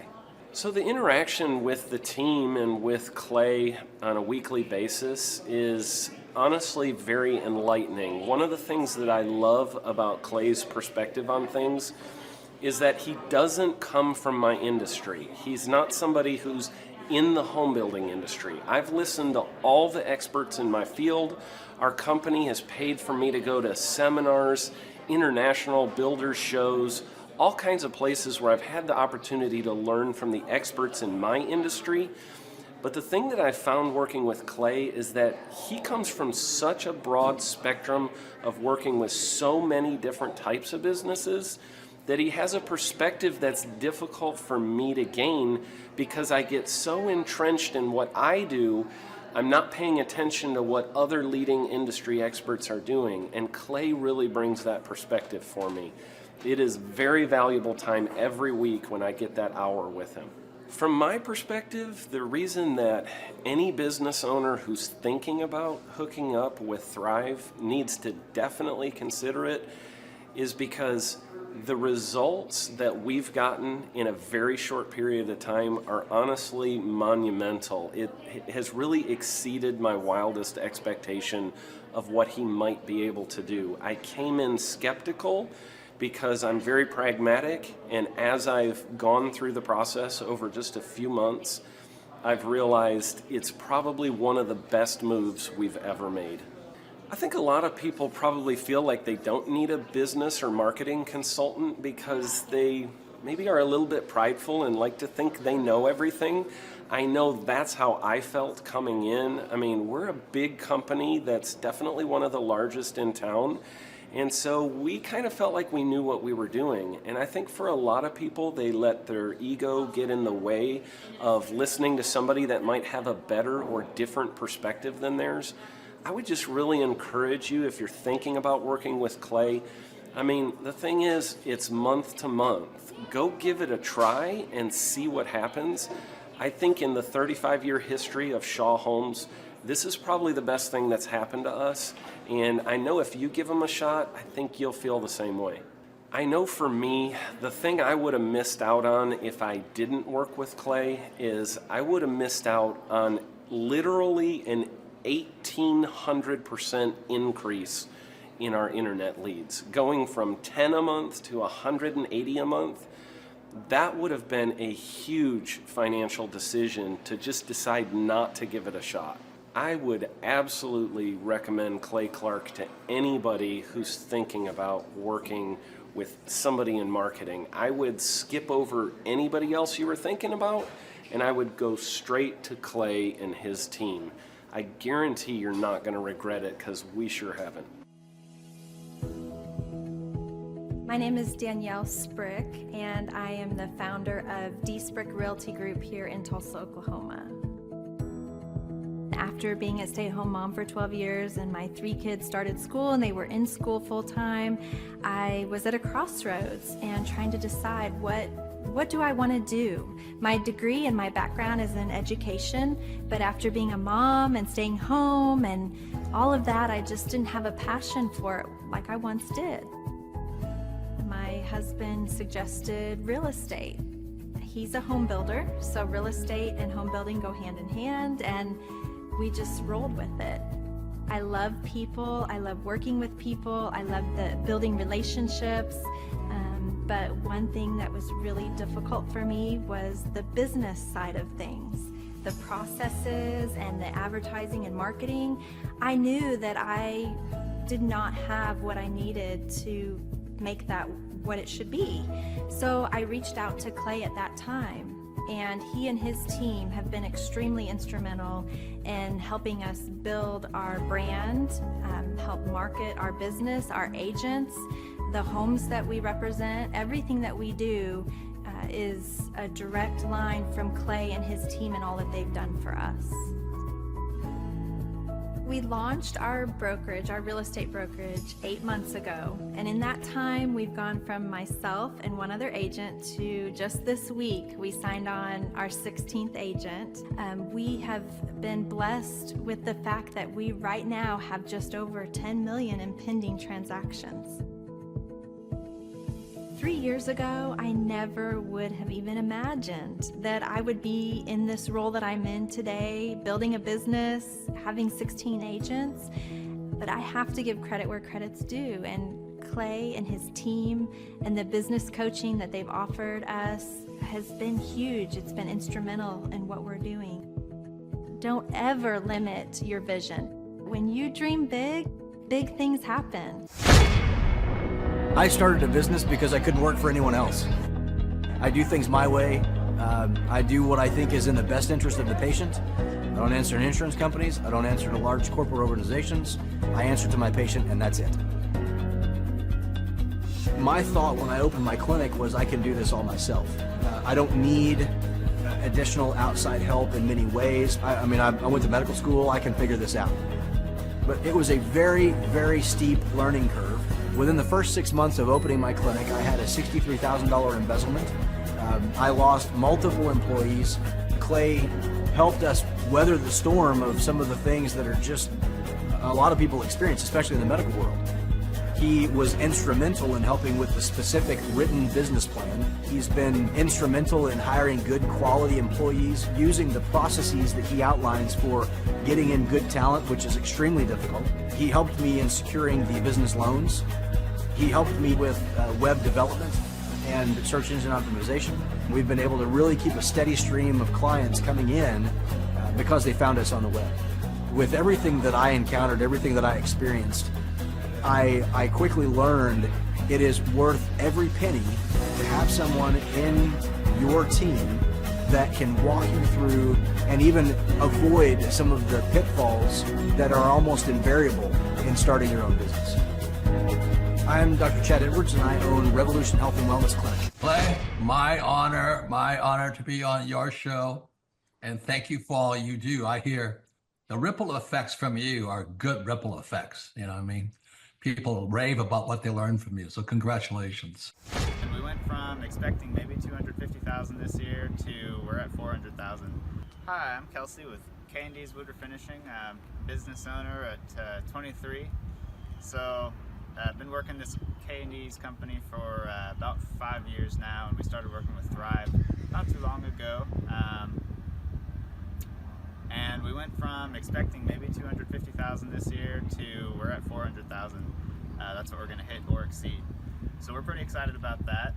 It's been pretty much just listening to what they have to say. Their hiring process has just really been incredible as far as finding good quality help, and the just the accountability of meeting up with them weekly, and like such good insight, the resources that they have for specific business questions. It's all been really incredible. It's been a great experience, so I would recommend it to anybody. What I've seen from Clay and his group at Thrive is they'll give you a simple system, and it's the simple systems are the ones that people can wrap their brain around. They're the ones that people can work with on a day-to-day basis. Hi there, my name is Stephanie Pipkin. I am 24 years old and I own Black River Falls Cleaning Services. We opened in April of 2019 and it is now mid-June of 2020. So I wanted to talk today about the success and growth I have achieved by implementing the Proven Path with Clay Clark's team and my business coach Luke from Thrivetime. It has been insane to say the least. I started working with them in mid-February of this year, so we're about 4 months in of working together, and it has completely transformed my business in pretty much every facet. So I'm gonna check my notes here. So in 4 months, my leads have tripled. I was getting probably like 2 leads a week. Now I'm getting more in the like 10 to 15 leads a week. I have doubled my number of employees. I'm now hitting the highest revenue weeks in the history of the company, week to week it seems like. We went from about 6 appointments today as our highest in February to now 14 to 15 appointments a day. And hiring quality employees has become much simpler and less stressful by using their systems for hiring. I typically only get maybe 2 complaints a month, if that, and everybody shows up to work. I just have really high quality employees now, especially in something people typically consider a high turnover type of work, you know, cleaning houses, cleaning businesses. I have amazing employees now, and I get rid of the ones who are not so amazing and bring on new ones because of, you know, group interviews and interviewing every single week. It's just been great, and such I don't waste as much time on low quality candidates anymore. And your coach will hold you accountable. I mean, which I love. Again, the tough love is really great. You know, Luke's like a stern father figure, but he's also nice, but also stern when he needs to be, when I'm being lazy and not doing the things that I know I need to do because I don't want to do them. So that's just great. Worth every penny. I mean, I'd pay him $1 million a month if I can, and maybe someday I'll be able to, but I would just say go for it. If it seems like a good fit, just go for it. Do what they say, even if you think it's stupid or ridiculous, just do what they say because it'll work. You know, people, when they look at my business, you know, people in my town, they think I'm lucky. They think I'm just, you know, things just happen for me. And, you know, maybe I am lucky, but It has a lot to do with hard work and, perseverance and, working till you cry sometimes. That's just being an entrepreneur, which if you're a business owner, you understand that. But it's having these systems in place of, of course I'm going to be successful. It's an absolute, because I have all this stuff in the background happening, and I have Luke and Clay and everybody on their team working really hard to make sure that I'm a success. And I can tell that they are just so excited every single week when I'm having all these wins and things like that. They're so excited for me. So it's the best thing ever, and I would suggest to anybody to work with them. So sorry for the long-winded reply, but I just had so much to say, and I could go on for hours probably about how amazing they are. But thank you to Clay and Luke and the entire team there, everything you guys have done for me, and I am so excited to continue to work with you for years to come. Thanks so much for watching. My saying is, if it's important to you, hire a coach. And I think that's one of the reasons people are not successful is they eat a cheeseburger instead of hiring a coach, you know what I mean? And so my coach pushes me. They're younger than me. They push harder. They're trained. And as my rich dad always said, amateurs don't have a coach, but professionals always have coaches. So I've always had coaches for whatever was important. My rich dad was one of those persons. But that Clay Clark, man, he is one character. It's a good word for him. Character. Yeah, that is it. Good, driven, smart. And I've never met a guy who was so hyper all the time. He's doing so much good.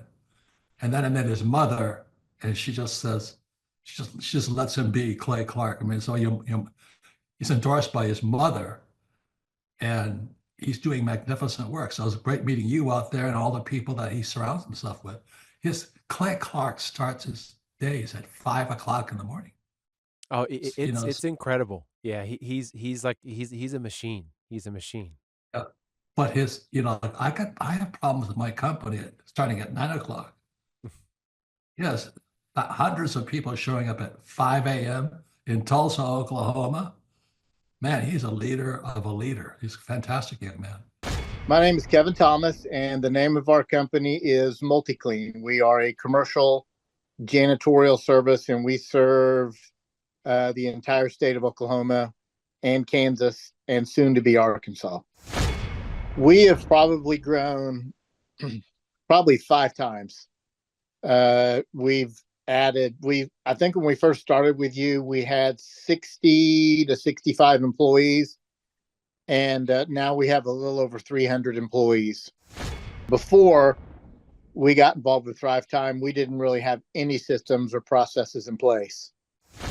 So I've probably been to, in 6-7 years, I've probably been to 12 to 13 business conferences. And amazingly, each time I go, I learn something new, and I'm so excited to bring it back and show the team about marketing and how to implement. Okay, Aaron Antis, September 25th and 26th. Guess who's coming back to Tulsa? I will give you a hint. His first name is Eric, and his last name is Trump. Whoa. And his father is the 47th president of these United States. Yes, Eric Trump is joining us once again here September 25th and 26th in Tulsa, Oklahoma for the 2-day interactive Thrivetime Show Business Growth Workshop. But Eric Trump is bringing friends. Yes, ladies and gentlemen, Alina Haba will be joining Eric Trump right here in Tulsa, Oklahoma. Amanda Grace will be in the place. Dr. Stella Emanuel will be here in T-Town in Tulsa, Oklahoma.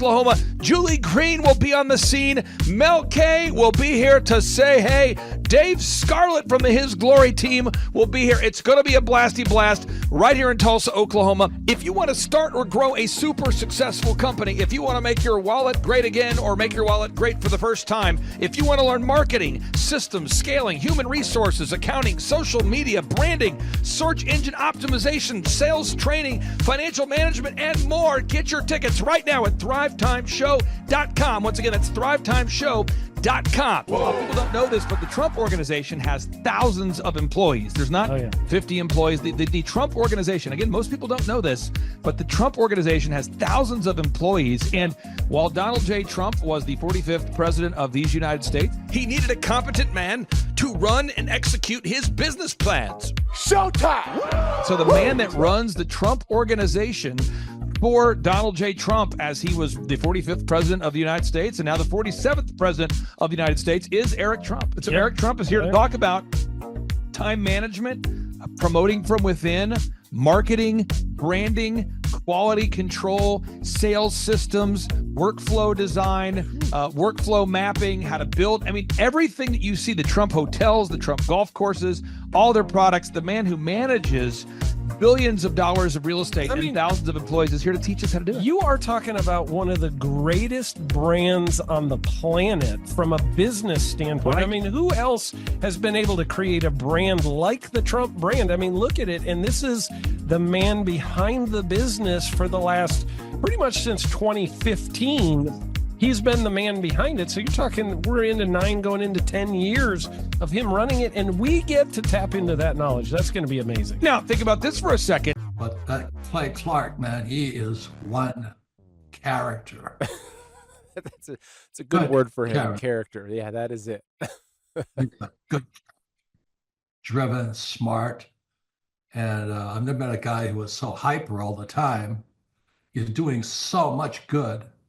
And then I met his mother, and she just says, she just lets him be Clay Clark. I mean, so he's endorsed by his mother, and he's doing magnificent work. So it was great meeting you out there and all the people that he surrounds himself with.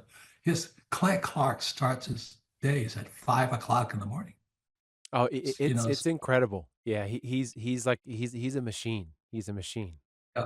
But I have problems with my company starting at 9 o'clock. Yes, hundreds of people showing up at 5 a.m. in Tulsa, Oklahoma. Man, he's a leader of a leader. He's a fantastic young man. No, he is. The lineup continues to grow, and this is how we do our tickets here at the Thrivetime Show.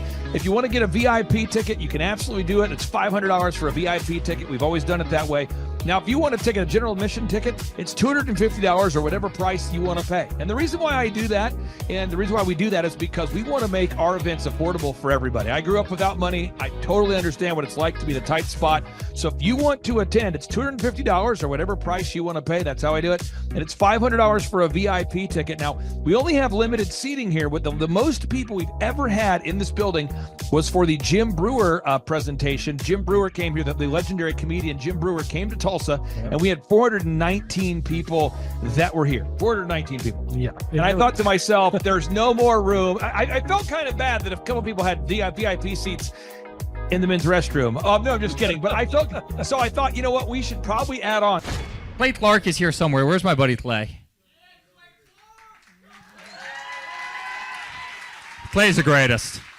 I met his goats today. I met his dogs. I met his chickens. I saw his compound. He's like the greatest guy. I ran from his goats, his chickens, his dogs. So this guy's like the greatest marketer you've ever seen, right? His entire life, Clay Clark, his entire life is marketing. So again, if you want to get tickets for this event, all you have to do is go to thrivetimeshow.com. Go to thrivetimeshow.com. When you go to thrivetimeshow.com, you'll go there, you'll request a ticket, boom. Or if you want to text me, if you want a little bit faster service, you say, I want you to call me right now. Just text my number. It's my cell phone number, my personal cell phone number. We'll keep that private between you, me, everybody. We'll keep that private. And anybody. Don't share that with anybody except for everybody. That's my private cell phone number. It's 918-851-0102. 918-851-0102. I know we have a lot of Spanish-speaking people that attend these conferences, and to be bilingually sensitive, my cell phone number is 918-851-0102. That is not actually bilingual. That's just saying Juan for a one. It's not the same thing. I think you're attacking me. Now, let's talk about this. Now, what kind of stuff will you learn at the Thrivetime Show workshop? So, Aaron, you've been to many of these over the past 7-8 years. So let's talk about it. I'll tee up the thing, and then you tell me what you're going to learn here, okay? Okay. Yeah. You're going to learn marketing and branding. What are we going to learn about marketing and branding? Oh, yeah. We're going to dive into, so many people say, I got to get my brand known out there, like the Trump brand, right? You want to get that brand brand out there. It's like, how do I actually make people know what my business is and make it a household name? You're going to learn some intricacies of how you can do that. You're going to learn sales. So many people struggle to sell something. This just in, your business will go to hell if you can't sell. So we're going to teach you sales. We're going to teach you search engine optimization, how to come up top in the search engine results. We're going to teach you how to manage people. Aaron, you have managed, no exaggeration, hundreds of people throughout your career and thousands of contractors. And most people struggle with managing people. Why does everybody have to learn how to manage people? Well, because first of all, you either have great people or you have people who suck. And so it can be a challenge. Learning how to work with a large group of people and get everybody pulling in the same direction can be a challenge. But if you have the right systems, you have the right processes, and you're really good at selecting great ones, and we have a process we teach about how to find great people.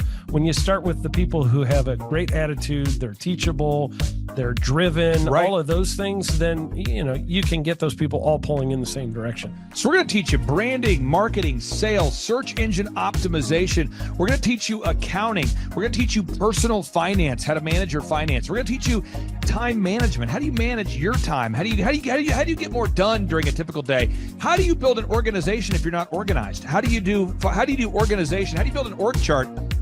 Everything that you need to know to start and grow a business will be taught during this 2-day interactive business workshop. Now, let me tell you how the format is set up here. And again, folks, this is a 2-day interactive 15. Think about this, folks. It's 2 days. Each day it starts at 7 a.m. and it goes until 5 p.m. So from 7 a.m. to 5 p.m., 2 days. It's a 2-day interactive workshop. The way we do it is we do a 30-minute teaching session, and then we break for 15 minutes for a question and answer session. So, Aaron, what kind of great stuff happens during that 15-minute question and answer session after every teaching session? I actually think it's the best part about the workshops, because here's what happens. I've been to lots of these things over the years. I've paid many thousands of dollars to go to them. And you go in there and they talk in vague generalities, and they're constantly upselling you for something, trying to get you to buy this thing or that thing or this program or this membership. And you leave not getting your very specific questions answered about your business or your employees or what you're doing on your marketing. And what's awesome about this is we literally answer every single question that any person asks, and it's very specific to what your business is. And what we do is we allow you as the attendee to write your questions on the whiteboard. Yep. And then we literally, as you mentioned, we answer every single question on the whiteboard. And then we take a 15-minute break to stretch and to make it entertaining when you're stretching. This is a true story. When you get up and stretch, you'll be greeted by mariachis.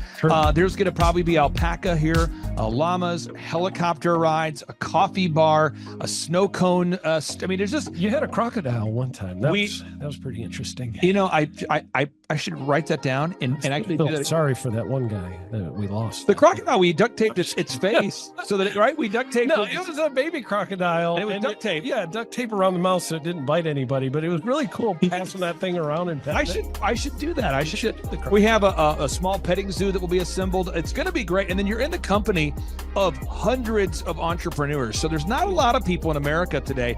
In fact, there's less than 10 million people today, according to U.S. Debt Clock, that identify as being self-employed. So if you have a country with 350 million people, that means you have less than 3% of our population that's even self-employed. Yeah. So you only have 3 out of every 100 people in America that are self-employed to begin with. And when Inc. magazine reports that 96% of businesses fail by default, you have a 1 out of 1,000 chance of succeeding in the game of business. It's tough. But yet the average client that you and I work with, we can typically double this. And this is no hyperbole, no exaggeration. And I have thousands of testimonials to back this up. We have thousands of testimonials to back it up. But when you work with a home builder, when I work with a business owner, we can typically double the size of the company within 24 months. Yeah. Double. And you say double? Yeah, there's businesses that we have tripled. There's businesses we've grown 8x. There's so many examples you can see at thrivetimeshow.com. But again, this is the most interactive, best business workshop on the planet. This is objectively the highest rated and most reviewed business workshop on the planet. I was looking to learn how to take my business, like they've said today, from being very successful to being systematic. I've got a very successful practice in 3 different cities, make good money, just want to take it to the next level with systems and processes to where I can drive my cars more.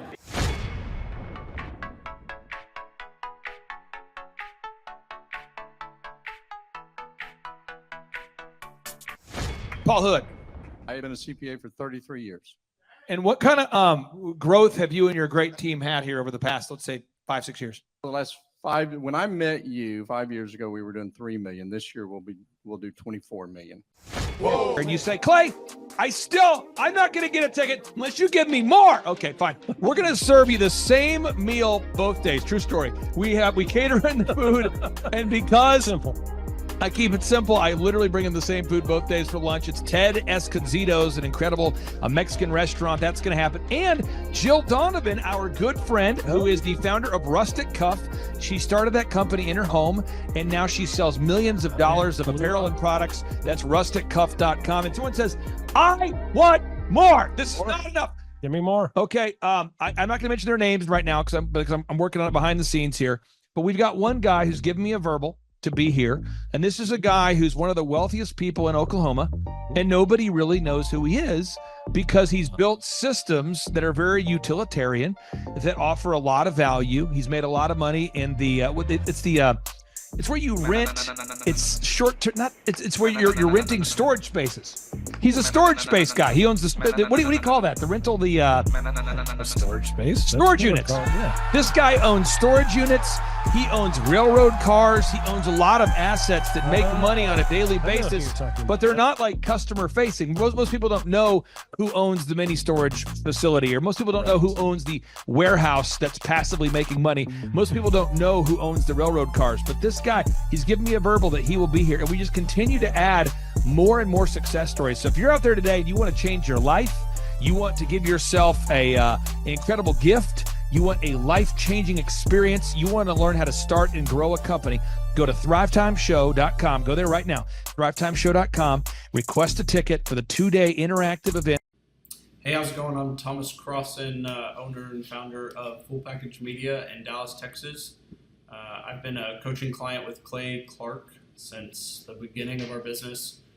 We started about a year ago, August of last year. I had no clients, no idea what we were doing, no clue really what was going on. And now we've grown to where we've got 6 photographers, we've got office space here. I have an admin, sales person that works for us full time, developing an online system. And a lot of that growth we attribute to Clay helping us. And there's so many things that his stuff is not, revolutionary. It's not this crazy walk on hot coals and all this stuff. It's just real stuff. It's going to be a blasty blast. There's no upsells. Aaron, I could not be more excited about this event. I think it is incredible. And there's somebody out there right now, you're watching and you're like, but I already signed up for this incredible other program called Smoke Your Way to Thin. I think that's going to change your life. I promise you this will be 10 times better than that. Looks like I picked the wrong week to quit smoking. Don't do the Smoke Your Way to Thin conference. That is, I've tried it. Don't do it. Yeah, chain smoking is not a viable. It is life-changing. It is life-changing. If you become a chain smoker, it is life-changing. Not the best weight loss program, though. Right, really. So if you're looking to have life-changing results in a way that won't cause you to have a stoma, get your tickets at thrivetimeshow.com. Again, that's Aaron Antis. I'm Clay Clark, and reminding you and inviting you to come out to the 2-day interactive Thrive Time Show workshop right here in Tulsa, Oklahoma. I promise you it will be a life-changing experience. We can't wait to see you right here in Tulsa, Oklahoma. Whoa. What kind of growth have you had since you and I have been working together over these past few years? 3.45 million. I got those stats before I got on here. So you've grown by 3.45 million. Yeah, 3,450,000. Would that be like if you took the combined revenue and maybe doubled it? Have we gone up by about almost 3, not quite.